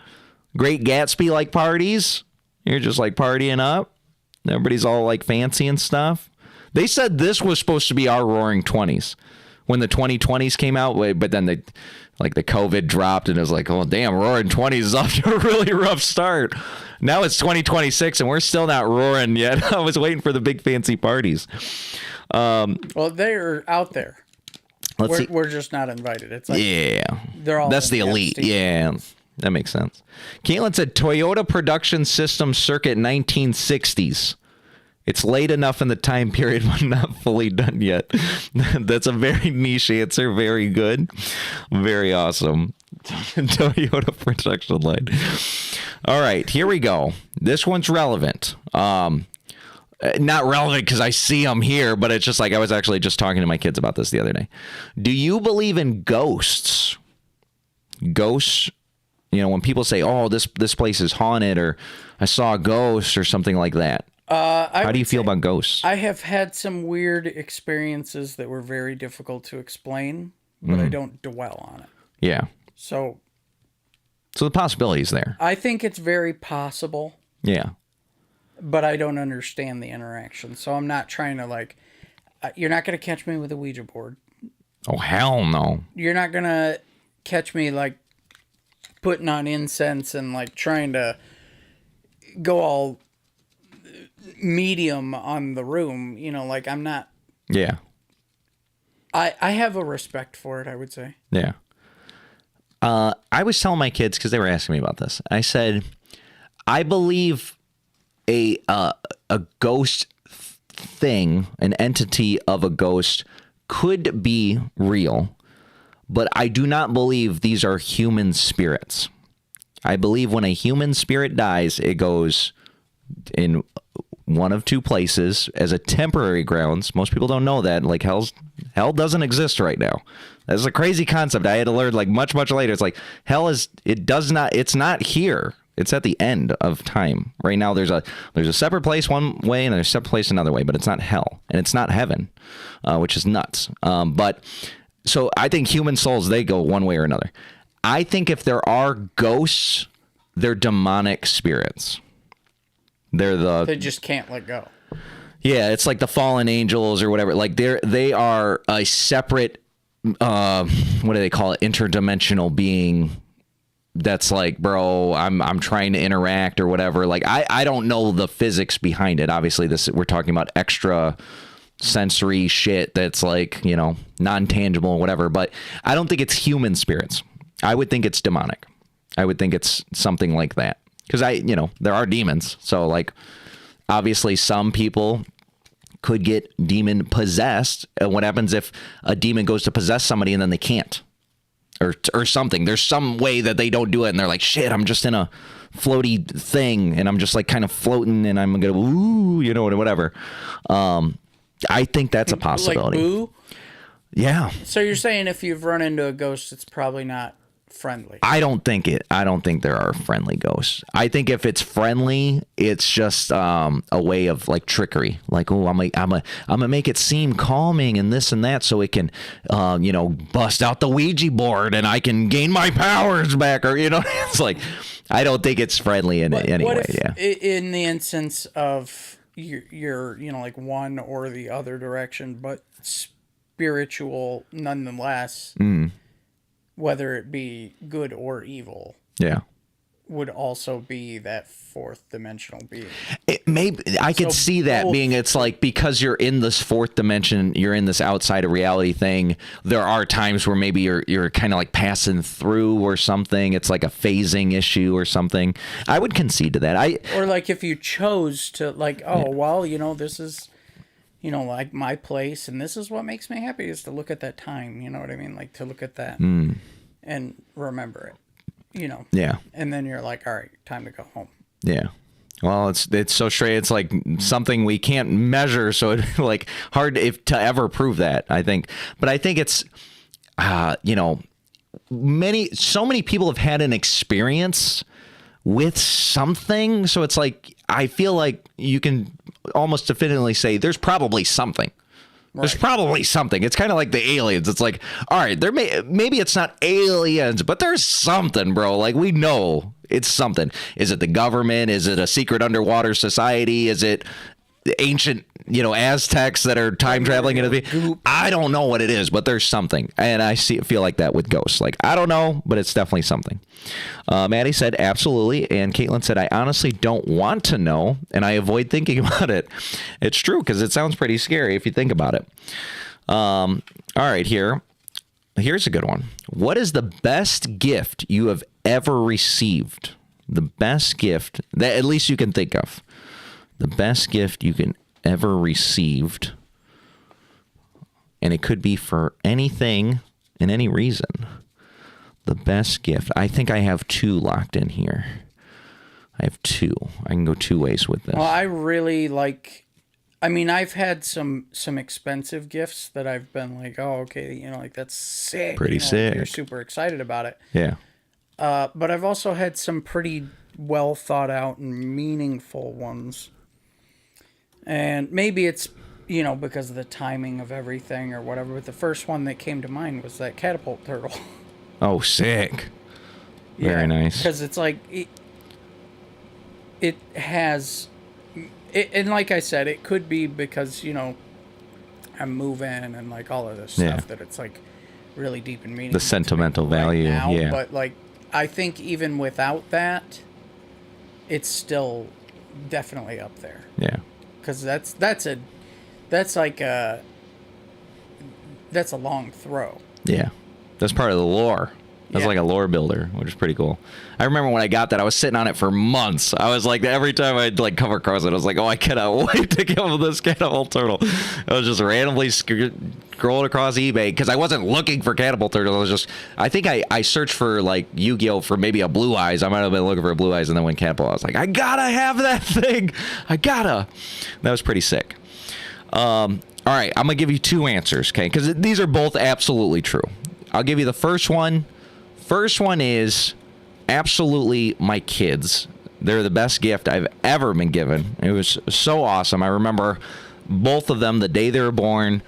I was literally in the room for Emmett, and I remember as soon as they cut my ex-wife's belly open and they just grabbed the baby, and they're like, Dad, you can stand up, and I'm standing up, and I'm just seeing this absolutely horrid. I mean, this is just wild horror story stuff where it's like somebody's, stomach's open, they're taking a baby out, and there's blood and organs everywhere. And it's like, I mean, absolute horror show. But I was like, that's my son. That's my son right there. And then they put the baby on the table, and then they clean him up or whatever. And they're like, Dad, you can come over here. And I was coming over. I was like, that's my son. That's Emmett. Oh, man, I love this kid. I love him so much. And then when Elliot was born, it was like the same thing, except we let her mom be in the room because I was like, well, I was in the room for the first two, so I was like, you know what, let's give her mom this opportunity.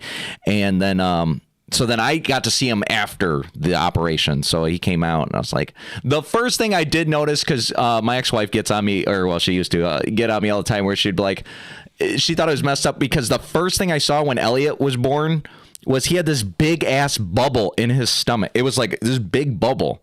Like it looked freaky, and I said, what the hell is wrong with his stomach? That was like the first, because obviously it's like weird. Look, what the hell is this freaky looking alien bubble coming out of this kid's stomach, like under his skin? You know what I mean? I was like, what the hell's wrong with his stomach? She's like, oh, it's like a air bubble, blah blah blah. They said it's gonna go away on its own, blah blah. I was like, oh, okay. Well, that's my son right there. I love him, but it's like, yeah, okay. Well, first thing I did address was the weird, freaky looking alien bubble in his stomach, of course. But I love my son. That's really awesome. So my kids, absolutely. Greatest gift ever. Tangibly, like something that was actually offered as a gift. I've already talked about this enough, and I'm so happy to be able to at least have the ability to play the game right now.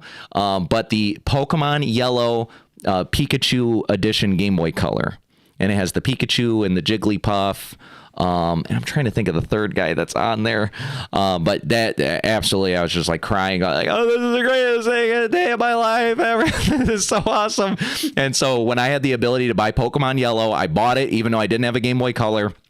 And I sat on it for like a year or two, and then I came across Facebook Marketplace for a random lady selling a Game Boy Color, and it wasn't the special Pikachu edition, but it was just the normal translucent purple. Like it's like it's pretty much see-through. You can kind of see the parts or whatever. Yeah. The OG Game Boy Color, and she was selling it for $30, and I said, I will take that.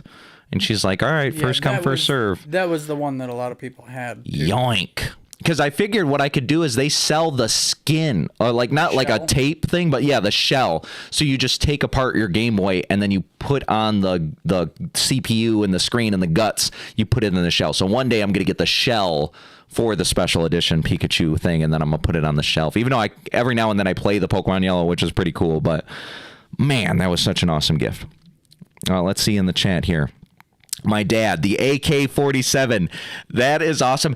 I was so freaking bummed out because I was so excited to finally be able to buy my dad the gun that he's always asked for. We're like kids. And we'd be like, Dad, what do you want for your birthday? And he's like, an AK-47. It's like, oh man, how are we going to get that? And it wasn't until I was a grown 30-year-old man or whatever by the time, because this was 2019. So yeah, I was 31 years old.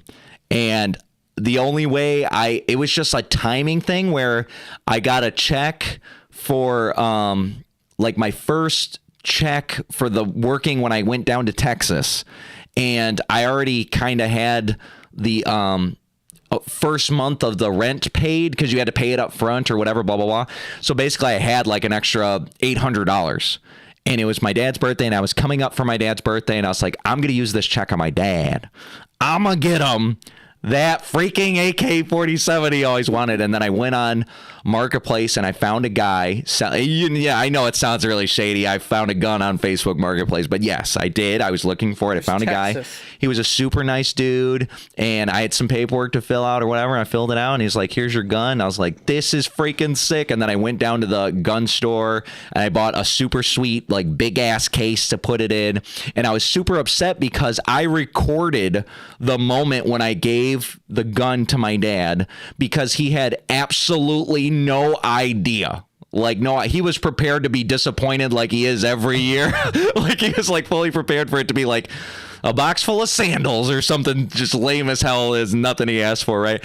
And so I set up the camera, and then me and my sister were like saying like, go ahead and open it. And then he opened it up, and even when it was a case, after he got it out of the wrap, he was like, still didn't know. It could have been a guitar or something, you know what I mean? It was like, It's just a big ass case. And then he opened it up, and then he saw it was a gun, and it was like the processing moment. He was like, what? And it was just like, it was so awesome, and we hugged, and it was so great. We had this great moment, father-son moment, and I was thinking, man, I can't wait to watch this recording later. It's gonna be so awesome. And then we ended up partying like all night that night. I have this picture of my dad smoking like a 1 foot long weed cone. Like, you ever seen those super ass cones? We made like a big ass, it was a specialty 1 foot long weed cone. Did that. We're all smoking and drinking, whatever, having a good time. And I guess at some point, like, I don't know why, but my phone filled up on the storage and it couldn't send it to the cloud. And then when I went to see the phone the next day because it died or whatever, it just didn't get to finish saving the recording. So I never got to see it again. It's in my memory, though. I wasn't like, we weren't gone by the time he was opening the present. It was just later on in the evening we started getting gone, but it was an awesome moment. So that was the greatest gift I've ever given, like the experience of giving a gift. I think I would put that down too, which is pretty cool. The Shinx Pokemon card from you. Oh, that's very good. Or the VIP badge. Oh, I really like those. That's really awesome. Or the signed picture. The most meaningful and favorite things I've gotten in a long time. I loved giving you each one of those things because it was like, it's like when you go to give a gift that you know is appreciated. Like, that is like the best gifts to give. You know what I mean? Because it's like, you have to give something away, or you have to make something, or spend time on something, or spend money on something, or whatever it is. And there's nothing worth it. You give somebody and they go, yeah, that's cool. Anyway, you're like, oh man, why did I do this? And Maddie's always been so awesome about like the band and supporting us and stuff like that. So I'm trying to think of like, what can I give this girl so that way I could show her how much I appreciate her. And I'm still sitting on your birthday present 2 years plus later. And this is the thing, I gotta give it to you at some point because you're gonna think, oh, it's this big grand thing. It's the most simple little present in the entire world. There's like no big buildup to this thing. It's just, you know, it's like every time we've met, it's either I've always brought the thing to the shows, and I was bringing it to the shows for like over a year, and then at some point it's like there's so much stuff I got to bring to the show, so then I stopped bringing it to the shows because you had the baby and everything like that. And then she finally comes back to the shows. I was like, I kept forgetting to bring it after that. I was like, dang it, you know, I'm gonna bring it to the next one. That's why you got to give me a heads up that you're coming to a show, and I'm like, I will specifically bring your birthday present, so that way you can finally have that. Let's see, Caitlin, my grandpa gave me a lot of his old drafting tools and his dad's drafting tools, some with his old drawings and 2 books. Lots of cool stuff that came with many memories. So that's almost like, those are like family. That's crazy that like you had that from your grandpa and your great grandpa. It's like engineering and architecture and all that stuff is like in the blood. It's in the blood of what you guys do over there at the Schmidt household. My dad said that was his 50th birthday. That's true. 50. He was 50 that year. So it was that's also why I got the gun, because I felt like it's a significant birthday. 50. It's a nice round number. Boom. Time to get the AK-47. I still have yours from the year 2. I'm going to bring it to the last one, but my babysitter bailed. That's okay. That's okay. Keep trying, and I will keep bringing it. All right, let's get to the bigger questions here, because I only wanted to stream for an hour and a half. We're at an hour and 8 minutes here. All right, because I might get a game of Yu-Gi-Oh! In before he has to go to bed here, because I was already prepared to be tired. It's his last night. What am I? Oh, I'm going to sleep. I'll sleep when I'm dead. I'll sleep when I'm dead here. All right, here we go. Oh, hang on. Let me shuffle. I feel like I'm picking the question. I shouldn't pick the question. All right. Here we go. This is good. And these are what? The monumental These are the bigger questions. These are like, you got to think. You got to think a little bit more about these. Do you ever picture your future self? What do you look like? Or maybe not physically, but like, and when we say at this point, because we're, late 30s men, when we say future self, we're saying 60s, right? Oh, I was going to say 50, but yeah. 50s, 60s, I could see that. But like, what would that look like in 20, I don't know, dude. 20, 30 years? And then all you guys out there, imagine plus 20 or 30 years. It's crazy to think about because like there's some things that I'm like, I have not changed much. Right. And then there's some things where it's like, I have changed monumentally. Like,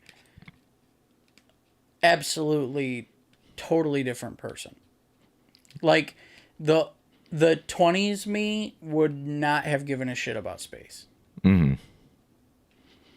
I might have been like, oh, yeah, that's cool because, cool. Technology, yeah. Yeah, but like I wouldn't have digested the consequences of the size of the universe. You know what I mean? Like, Yeah. I would like to think that by that point I will be that much more advanced again. Yeah. Of course, you always think that you're kind of at your peak at the age that you're at. Yeah. And if I imagine the amount of change that I've undergone from my 20s or late teens to now, Yeah. like in order to achieve that kind of change again, I'd have to become ethereal or something. Yeah. It's like the dark, what is it? The Dark Sage, like when Time Wizard morphed the Dark Magician. He's like, there it is. Yeah. I've grown in such power and instinct, wisdom. Yeah. It's like just nuts. Yeah. I imagine myself being like that grandpa, like we talked about this, where it's like there's these two kids on TikTok where they're in a band, it's just drum and bass, and they play like hard rock, metal sort of stuff. And every video they got their grandpa just like kind of dancing in the background and he's grooving out and headbanging or whatever. I think that's just what I'd be. I'd just be like that fun, wacky grandpa that still, I would, you know what I mean? I just imagine I'd still like doing, I guess, the fun things that I want to do now, but I would hope that in 30 years I'd actually have like plenty of time for fun. You know what I mean? It's like right now I got to grind. I got to keep grinding. I don't got time for nothing. I mean, like, fun is like what I make of it versus like, oh yeah, you know what? I was thinking about going down to this place for a week. I'll just go there. You know what I mean? Like, that's what I'm hoping my 60s is like. Like, I'm done living by 60, and then from 60 plus, whatever I get those bonus golden years, I kind of just want to like live. Have some fun. Do some stuff. You know what I mean?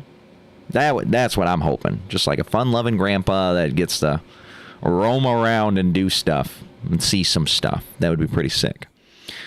Heck yeah. Maddie said, I picture my mom.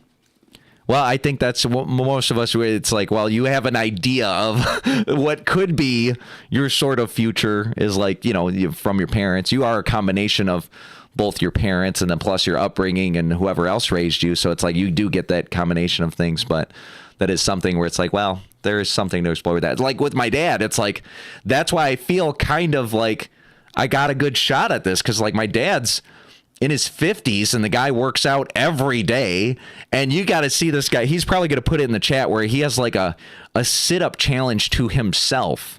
Like, not even sit-ups, like they're inverted crunches. You know, like when you take the bench and you angle it so that way you are lower than your legs and then you have to come up to crunch. You know, he's like super crunches, and he does hundreds a day. I mean, it's insane. The guy, it's crazy. After 2 heart attacks, you know what I mean? It's all this stuff. So I'm like, okay, if my dad, I already told him this last week or whatever, I was like, I would hope I gotta live as long as you do. You know, I gotta get as late. Whatever you do, the records you're setting for yourself, it's like, for me, it's a threshold. You know, it's like, I feel like I gotta live as long as this guy. So also the activity, like if my dad, you know, what he's doing now in his 50s, I'm like, well, shit. I mean, I would think I'd be able to still walk around and do stuff without a diaper. Because he's doing it, you know what I mean? Like, and if he's like this in his 60s, I go, hell yeah. He's doing 100 super crunches a day. Yeah, well, that's true. He's putting in some work to keep it up. And you know what? Maybe that's what I'm going to have to do. Get it up there, you know? That's all right. That's all right. Because I'm done being a fucking fat chud anyway. So that's good. All right, here we go. I think tonight we've reached some sort of max chuddery where it's like, yeah, the first of all, that was a really great burger. But I don't know if we said we went to Red Robin because I was like, man, I want to take this guy to like something American. You know what I mean? He's about to leave the United States. I want him to go out America with a freaking bald eagle clawed into his shoulder. And so I was like, it was either Big Boys or Red Robins because I'm thinking American. And then I was like, well, he was like, a burger sounds good. And I was like, well, if we're going to do a burger, Red Robin does burgers better than Big Boy, but Big Boy has like other stuff, soup, salad bar, whatever. So we went to Red Robin's, and then we got, you know, maybe if we wanted to be super American, we would have got a Budweiser or something like that. But you know, we're also not trying to be the super chuddiest guys in the world. So we got Michelob Ultras, and then we got A1 Steakhouse burgers. So it's like, you know, barbecue and the mushroom, garlic, this and the fried crispy onion stuff. I'm like, it was like America. You bit into that, you're like in America. I'm like, okay, that's good. And it was so funny. I told the server when we sat down, and she's like, oh, hey, how you guys doing today? And I was like, oh, it's good. This is his last meal. She's like, oh. Yeah, he's going to die tonight. She didn't know what to make of it. It's not like she was like, oh, like, you know, she just kind of like, it's one of those things where you kind of like, oh, okay. Like, I don't know if it didn't process or it's just like, yeah, I don't know what to make of that. It probably didn't help too much, my reaction, because I wasn't like, ha, ha, ha. I was like, yep. Yeah. And maybe it probably sounded like school shooter-esque. It's just like, last meal, what are you about to do? It's like, I'm about to go out in blaze of glory. It's going to be awesome. I didn't say shit. I just looked at her like... Yeah. It's just like, you. Very nice. Dang. All right. So this is... Should I call the police? Or like what? Is she kind of caught on, though, I think. Yeah. And then we were talking, because then she was like, oh, you're like going somewhere or whatever. Yeah, she wanted to make sure. You could have dove into it. You're like, hell, if I don't change my ways. Yeah. Well, that's all right. We didn't want to keep her in the drama. When you got one night, what are you gonna do after? We're going to fucking Red Robin last night before we just go to town. But no, that is like really cool to be able to do that with the mall. Like, all right, so we got some Americans enough. My dad put in the chat, I hope so, son, but I'm kind of special as well. LOL.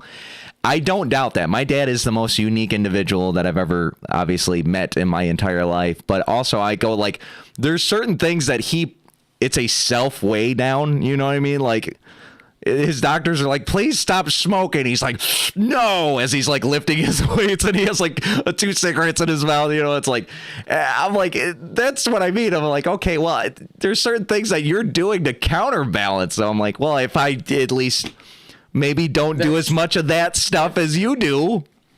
Maybe I don't have to do 500 crunches a day because there's that counterbalance there. So start the One Punch Man routine. Yeah, 100 sit-ups, 100 push-ups, 100 something else, and then like a big ass and a 10-kilometer run every single day. There's been all sorts of times where I go, that actually sounds reasonable, and I kind of want to do it. But I'm just not motivated enough. I don't think that number of things is really enough to make you the One Punch Man. Yeah, I don't think so. Well, I don't think it's enough to make you the One Punch Man, but I feel like it is enough to make you like very healthy. Pretty solid. Yeah. Yeah, like very healthy. Here we go. Everybody answer this in the chat. Would you ever want to be the president? Why or why not? No. You wouldn't want to be the president?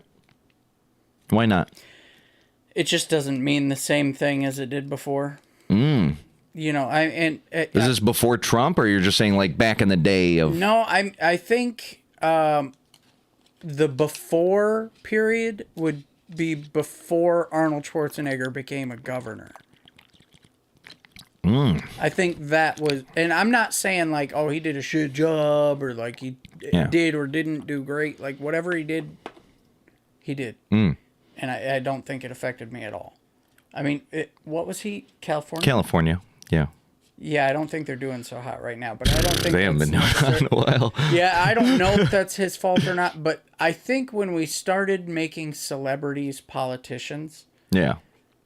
and then it kind of was like a snowball into, and again, I'm not saying that they did or didn't do a great job. Yeah. But like Barack Obama, it was kind of like, I don't even know what his claim was, you know, like I don't know His claim to fame before he before he became president. What was his goal? Like I have no idea. Change. Wow.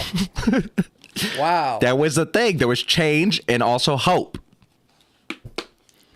You see what I mean? Yeah. Like now it's not about like, we used to There was a platform. Yeah, it was like a campaign. Yeah. For these things. I'm going to do X, Y, Z. Yeah, like and I'm going to affect add you in these 15 ways. minutes to every lunch period. You know what I mean? Yeah. Even class presidents had to say what they wanted. You know what I mean? And what they stood for. You know, now it's just like, oh yeah, that guy was on that show. Yeah. Everybody's just whatever's the catchiest slogan. So it's like he was change, and then Trump was make America great again, and then Biden was build back better. Somehow that worked. and then Trump round 2 was keep America great.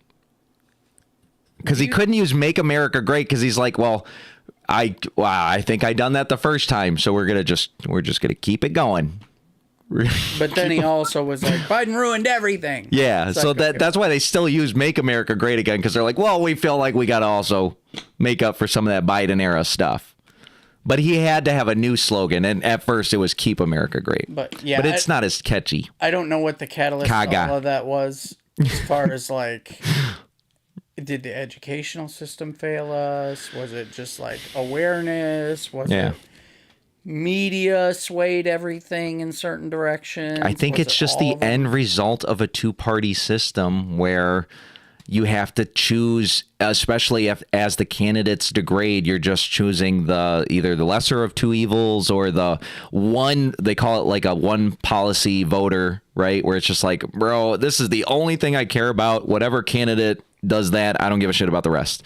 You know what I mean? But that's the problem with that two-party system, is like you don't have that ability to, like, you know, there is third parties. There's tons of parties. When you go to vote, hopefully all you people vote. There's like 10 different candidates for president. Like there's always like a big list, but you just know, because everybody drills it in your head where it's like, well, if you vote for third party, you're essentially just wasting your vote. You're just wasting it because you know this, because of the way the electoral college works and blah, blah, blah. But it's like, well, yeah, if enough people voted for the third or the fourth guy, you know he would win. It takes the votes to happen, but it's like everybody's scared of that. Third and fourth guys start campaigning better.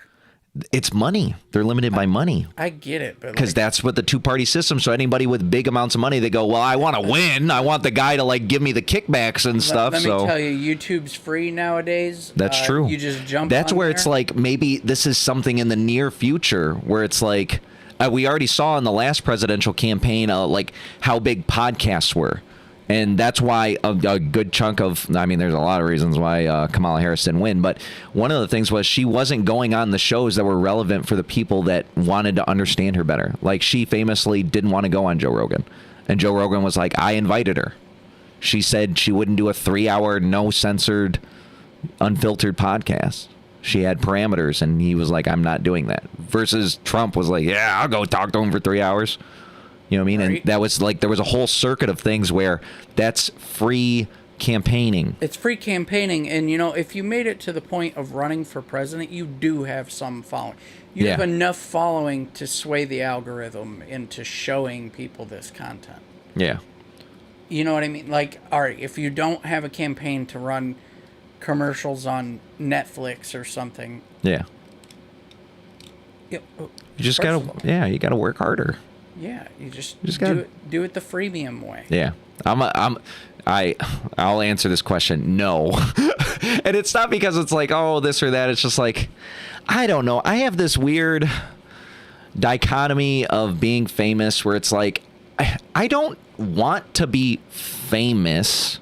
I don't know. It's weird. It's like, I feel like I don't mind it. Like, I know when I see things like paparazzi, it's like, oh, they're always taking pictures of them or whatever. I always feel like that's like no big deal to me. I'd be like, hey, what's up? You know, I'd give them a pose. I'd sign the things or whatever. Obviously, you don't get the privacy, and I can get that, but I feel like that's not so bad. It's just like, I don't know, the fact that everybody wants to know your business and it's beyond what you're willing to give them. That's what kind of freaks me out. Because obviously I put myself out there for you people and all the thousands and hundreds of thousands of views that we got throughout the last couple of years here, where it's like, those are all human beings watching me, and, you know, they're like, oh, that Al guy or whatever.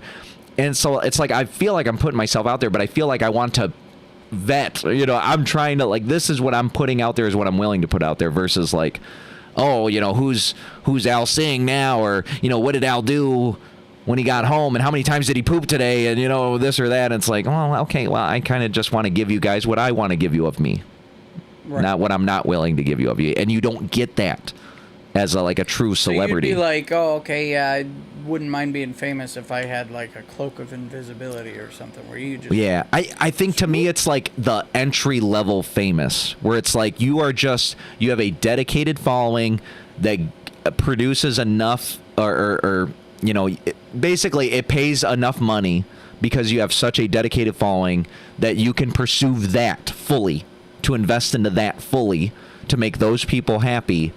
But it's not like crazy. You know, there's like Joe Rogan, 200 million podcast subscribers or whatever.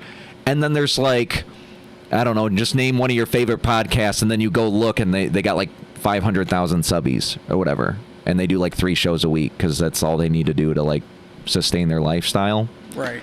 That's what I'm talking about. I'm like, I want to be like entry level famous, like just enough so I don't have to go to freaking work every day. Like, I want my work to be what I want to do, not what I have to do.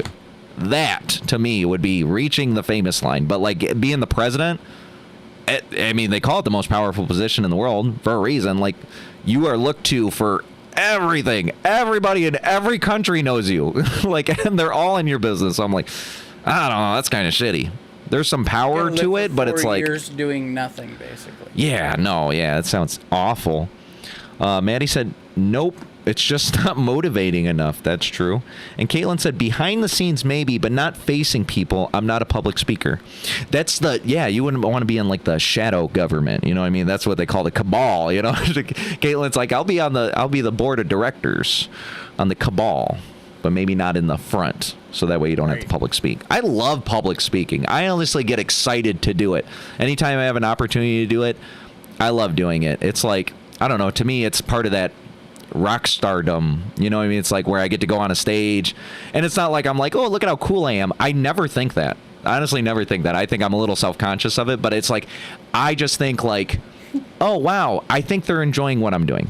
And that makes me happy. I'm going to talk for an extended period of time, and they have to listen. You have to listen. No, I'm Do not interrupt me. Because usually when I have to public speak, it's doing something I like doing.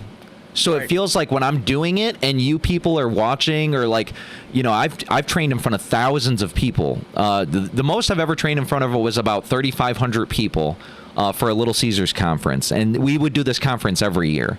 And to me, it was like really cool because it was like I was teaching something that I was really good at, that I knew essentially kind of more than everyone else did, because I was like part of the training development team. So it's like we're coming up with a new procedure, right? So like I'm part of like making that and implementing that and whatever. So it's like I'm the expert and you guys get to listen to me.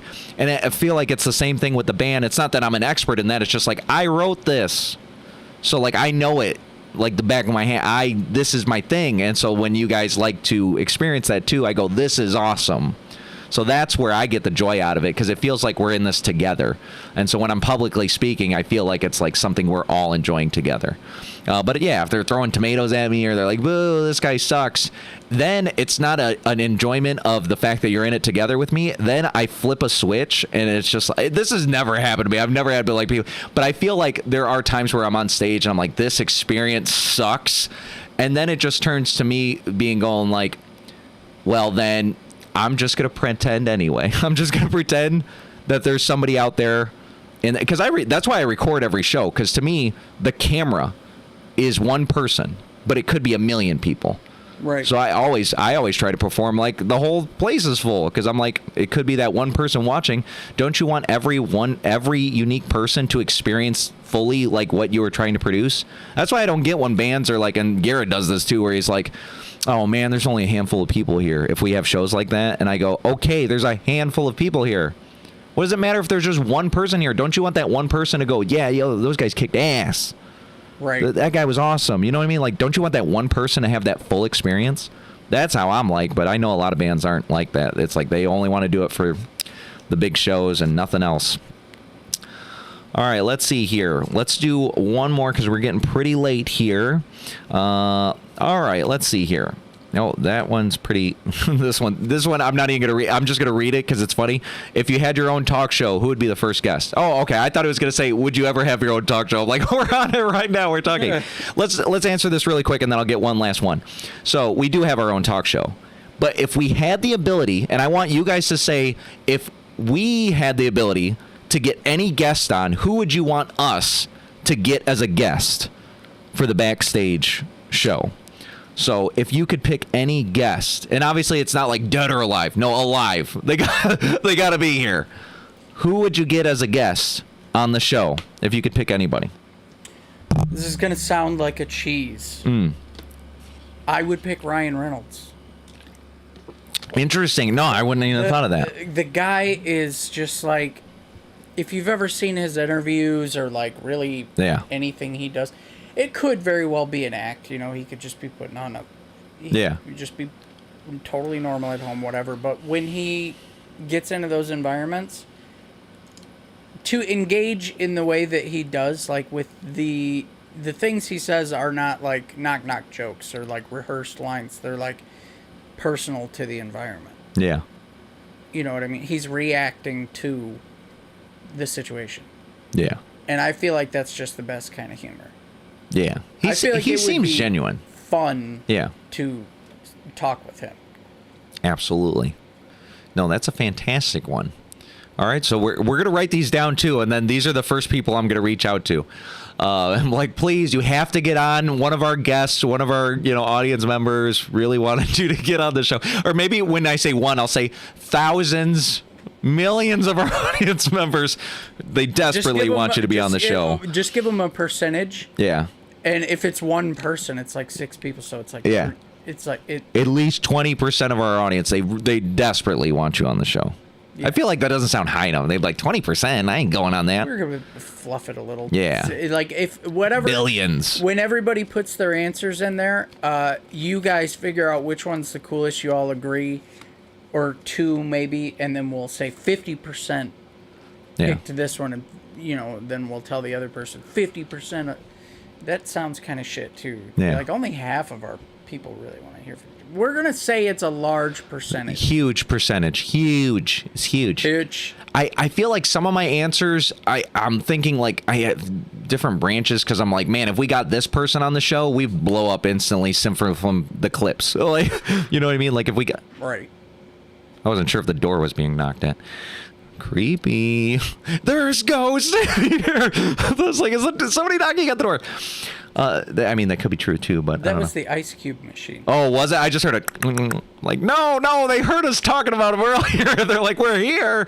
The Illuminati. Because I'm thinking, it'd be so funny to get Donald Trump on here, bro. If we got Donald Trump on here, we'd get so many clips. We'd get so many people. They're just like good and bad. The haters and the pro and whatever. And that discourse would just that would blow us up.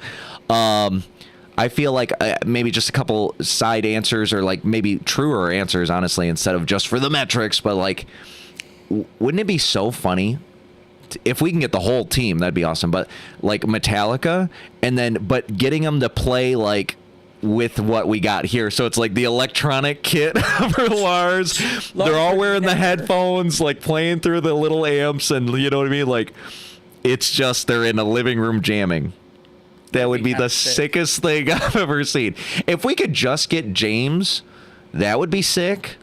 But I feel like that's what's tough for me. It's like I feel like because I know so much about James, and he's done so many interviews where it's like I'm not sure what I'd asked that would come off as unique, different, something I don't already know, or you know what I mean. It's like I don't know. I feel like that would be tough for me. Yeah, there's a lot of people who have already said, "What was it like when you were standing on top of the pyrotechnics?" Yeah. Or you remember when Dave punched you in the face, or you know what I mean? It's like there's like a ton of stuff where it's like, well, these are already out there, so I'm like, I don't know. I think if I had to think of one, and this sounds weird now because, like, he's like the biggest YouTuber in the world, but like, wouldn't it be crazy to get Mr. Beast on here?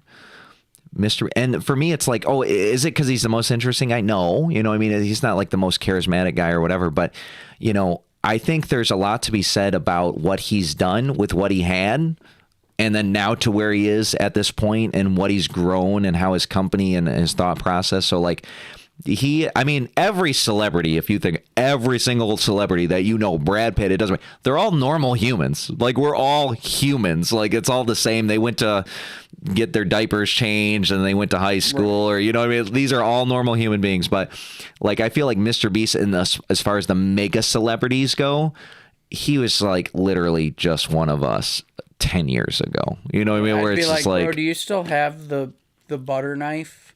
From the table cutting video. Yeah, like, can we use that? Or to be able to ask him questions about, like, maybe that might sound tough, where it's like, how do you feel about your video? Like, obviously you always say you want to make like the best videos possible, but like, look at how your videos are now, and remember how your videos were like 6 years ago, where it was you and 3 of your buddies doing a challenge and doing something like that. Right. And there was something so genuine and so cool about that. And now you're so far removed from it where it's like, it's not the same anymore. Have you outgrown yourself? Yeah. You know what I mean? Or what do you think you're going to be in 20 years? Is it always you? The channel's Mr. Beast, but like, there's got to be a new you, right? Are you training a replacement, or like, how do you get yourself out of the videos when everybody wants to see you? You are Mr. Beast. You are the challenge. So I feel like there's a lot of intriguing interview questions I think I would do with Mr. Beast too. So I would take any one of those three: Donald Trump, James Hetfield, all of Metallica, and Mr. Beast. And then we'll also get Ryan Reynolds on here.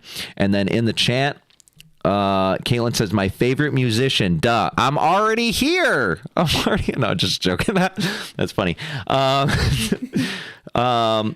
Hers is the band. What is it? Nothing Nowhere. Nothing Nowhere. The guy himself. Does he have a name, or he just goes, I'm nothing. I'm nowhere. I've never been anything anywhere. Bonus points if you know who that is. Yep. Well, I just said it. So there you go. Nobody else in the chat had their thing. I wanted Maddie and my dad. I would assume my dad would probably say Donald Trump, though. I would think he would say Donald Trump. Oh, well, that's why I had to say alive, because I feel like if I said anybody at any point in time, he'd be like, you'd have to go to Germany. You're like, all right, hang on there. Calm down. Slow down. Whoa. Slow down. Okay. All right. Very nice. If you're seeing this afterwards and you get to this point, I want those suggestions in the chat as well, because anybody you guys suggest, I will reach out to it, and it'll be funny because it could be something that I bring up at the show where I go, look, I messaged Korn, like when I messaged Korn when we first got started, and I was like, hey, I kind of play your first 30 seconds of your song blind for the show. Is it cool if I do that? And I'd love to have you guys on the show. And they never messaged me back, but I'll try. I'll give it a shot. They also have never copyright striked us. That's true. That's absolutely true. All right, last question here, and then we're wrapping it up. What is the first thing you notice when you meet a new person? And this is going to be a lot of what you're doing, right? You're going to a new place. You're going to meet new people, interacting with whole different environments. So, like, what is the first thing you kind of notice when you're meeting somebody new? I mean, literally, it would be eye contact. Whether it is or isn't present, how long it is present, like those things. But to be honest, I think nowadays, like, a lot of separate alert signals go off. Like, I'm pretty good at reading people. Yeah. So it's like, Yeah. I'll notice, are your arms crossed? Like, are you comfortable? Are you a little uptight? Like, are you nervous? Like, all kinds of different things. It's just cumulative, like, all at once for like mental response for me is like, Yeah. zoop, I've got an idea of what I think they call it the vibe. It's a person's like vibe of like what they got going on beyond what they're saying and how they're acting. Some people are nervous, right? And it's like it's a perception beyond that. Yeah. It's like kind of their core. Like, what are they? Yeah, well, then plus there's also the internal things of like, I'm usually thinking about what's your motivation? Yeah. You know what I mean? Ooh. Like, with not. That's like very CIA thinking. Like, yeah. Like, what are you trying to get me to do? Yeah. Am I going to be willing to appease that or not? Like, are we at odds? Yeah. Or are we on the same page? Yeah. Yeah. Now I feel like I'm very down that wheelhouse too, where it's like at this point in my life, I mean, there are physical things, I guess, that I'm assessing first. Not like that, not like creepy. You guys are thinking creepy. I'm not thinking that way because I could be talking about men too. But it's like for me, there's I feel like there's a sense of genuineness that I can kind of gauge, right? Like even if you're putting up a front, I feel like I have a good idea of who you are behind the curtain. And sometimes it's for good. Like you could be not in the right set of mind at that time or in a bad mood or whatever it is. And I could tell beyond that. I know it's better. Like I see your potential. I see like sometimes it's usually the opposite. They have a good front and you go, no. It's like the Dexter meme where the guy's like, I know you. Yeah. Like, I know who you are. I know who you are. It's like, okay, well, you can kind of get that sense of it too. But yeah, no, I feel like I just want to get that sense of who that person is. Let's see here. Oh, she said, my dad, there he is. He would have said Trump. Okay, so we're going to have to try to get Trump on here. I think it'll be difficult, but doable. I don't think it's impossible. Nothing's impossible. Caitlin said, Joe I can't even see it this far. I don't have my real glasses on. Mulherian? Interesting name. We'll call him Joe. There we go. And then Maddie said, MB, I'm painting, LMAO. Probably Dion, Predator catcher on here. Do you see that? The Predator catcher? Gideon? What's that, a typo? That might be a typo. I was thinking when she said Predator catcher, the guy from To Catch a Predator, the guy's like, hey, let's have a seat. Is that what you're talking about? The Predator catcher? Because that's a very interesting. There's a very interesting take there. She said, yeah, Gideon. That sounds real French or something. I doubt I'm pronouncing that right. Yeah, to be honest, like spelling it again didn't help. I still can't hear. Oh, I don't know. Interesting. I'll look it up though. There we go. My dad said if they're a good person or not, and that's kind of like what we're talking about here, where we're going. The first thing physically is eyes, Maddie said, but talking to people, I notice speech patterns. Oh, that's true. Very nice. And then Caitlin said smile and eye contact. Yes. So I think we're all on the same page with the eyes going there. I see a loading bar. I think we're still on. Okay. Yeah, we're still on the. I'm like, oh, it's kind of loading. Yeah, I think physically, like for me, like if I'm just talking about like what I would as an outwardly appearance, if we're not talking about the tangible, it's like to me, hair is a big thing. I don't know why. It's like hairstyle or the way that it's like it's colored or like the way that it's done, like the different ways that you could do the hair or the length or something like that. I don't know. I have something with hair, and then it's like I work my way down. I'm not like one of these hooligan guys. They're like, I look at ass up or whatever. It's like, no, I look at hair and then eyes and then like face, lips, and then I make my way down and whatever. There's stuff back there, but it's like, yeah, no, I feel like I work from the top down as far as like if I'm just talking physical stuff and not if you're a good person or not. All right. Very nice. That's it. We're done with the show. Jason, it was lovely having you physically in this place. I told you next year I'd love to be able to go visit you and your new digs, and I want to go to Italy to have a real Italian pizza.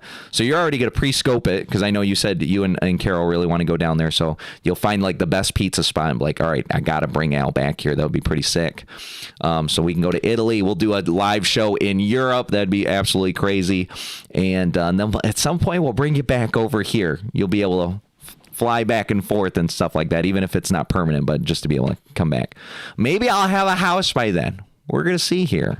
You people will be seeing. Yeah, so that's part of the plan. We're the visiting. Yeah, and it's like that's one of the best parts about Europe. You get vacation time. Yeah, you can boop boop. You can bounce back and forth. And like as far as like the show goes, like next week I'm taking Mario to a Yu-Gi-Oh tournament because I'm like I feel like we'll take a little bit of a breather here. We got to figure out the times because the Czech is 6 hours ahead of here.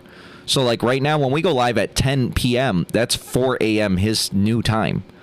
That's kind of crazy, you know what I mean? Like, so I don't know what we're gonna do, what time is gonna work. If Tuesdays don't work no more, do we do Saturdays or like I don't know. So we're gonna figure that out. Toss around the idea of a morning show. I did even talk. I said, wouldn't it be nuts? We're getting ready in the morning with backstage at Al and Jay, or you know what I mean? Like it could be. I don't know.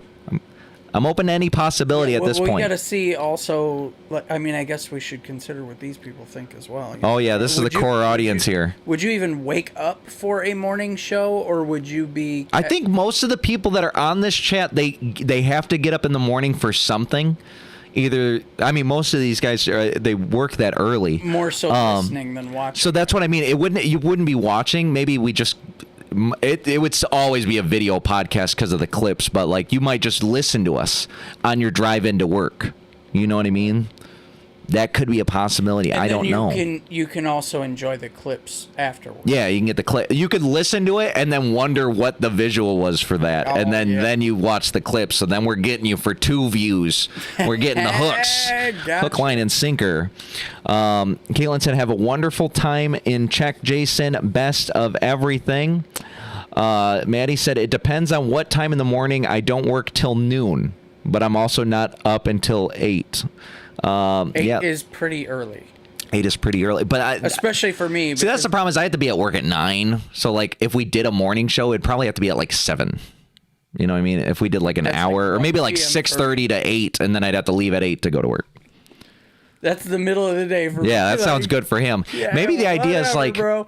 when I get to the point, it's not I don't have to go to work in the morning. So then it's like, okay, yeah, we do it at like 9 a.m. or something. I'd be like, oh, phew, I get to sleep in a little bit. That'd be all right. Right. Because if I'm doing a show at 6 a.m., you know I'm going to have to wake up at least 5. I'm like, oh, that sounds miserable for me. Not for him. It'd be like noon or whatever. So he's like, sounds great. Sounds fantastic. So we'll see how it goes. But thanks, everybody, for joining. Caitlin, Maddie, my dad, all Dylan and Rachel over here. Mario always joins at the end, and I don't see that he's joined. Hey, Mario, what's up, dude? Got to send some chuds to the Shadow Realm on Tuesday. That's right, Mario. We're going to Chud Island, and we're taking out the king of the chuds. That'd be awesome.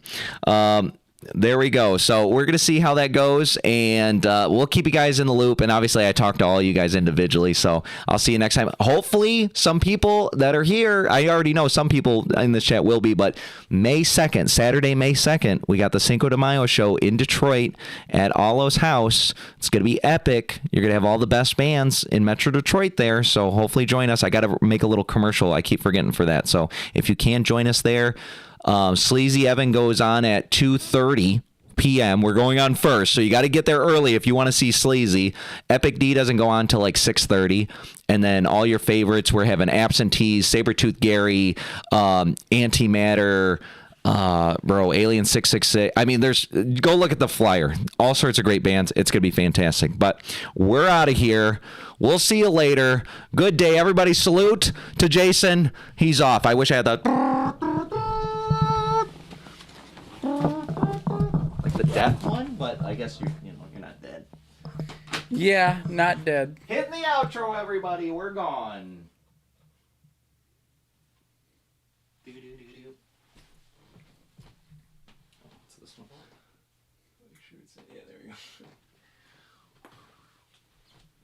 I can't hear it. Oh no, hang on. I'm hitting the outro. Wait, everybody, wait. I muted it. I didn't know what the outro was. Now I see that it is. All right, now we're seriously out of here. We're really gone. We're gone. I'm sorry, everyone. The show's over, but we thank you for joining us. Thank you for your time. We're out of here. Bye, everybody. Good day.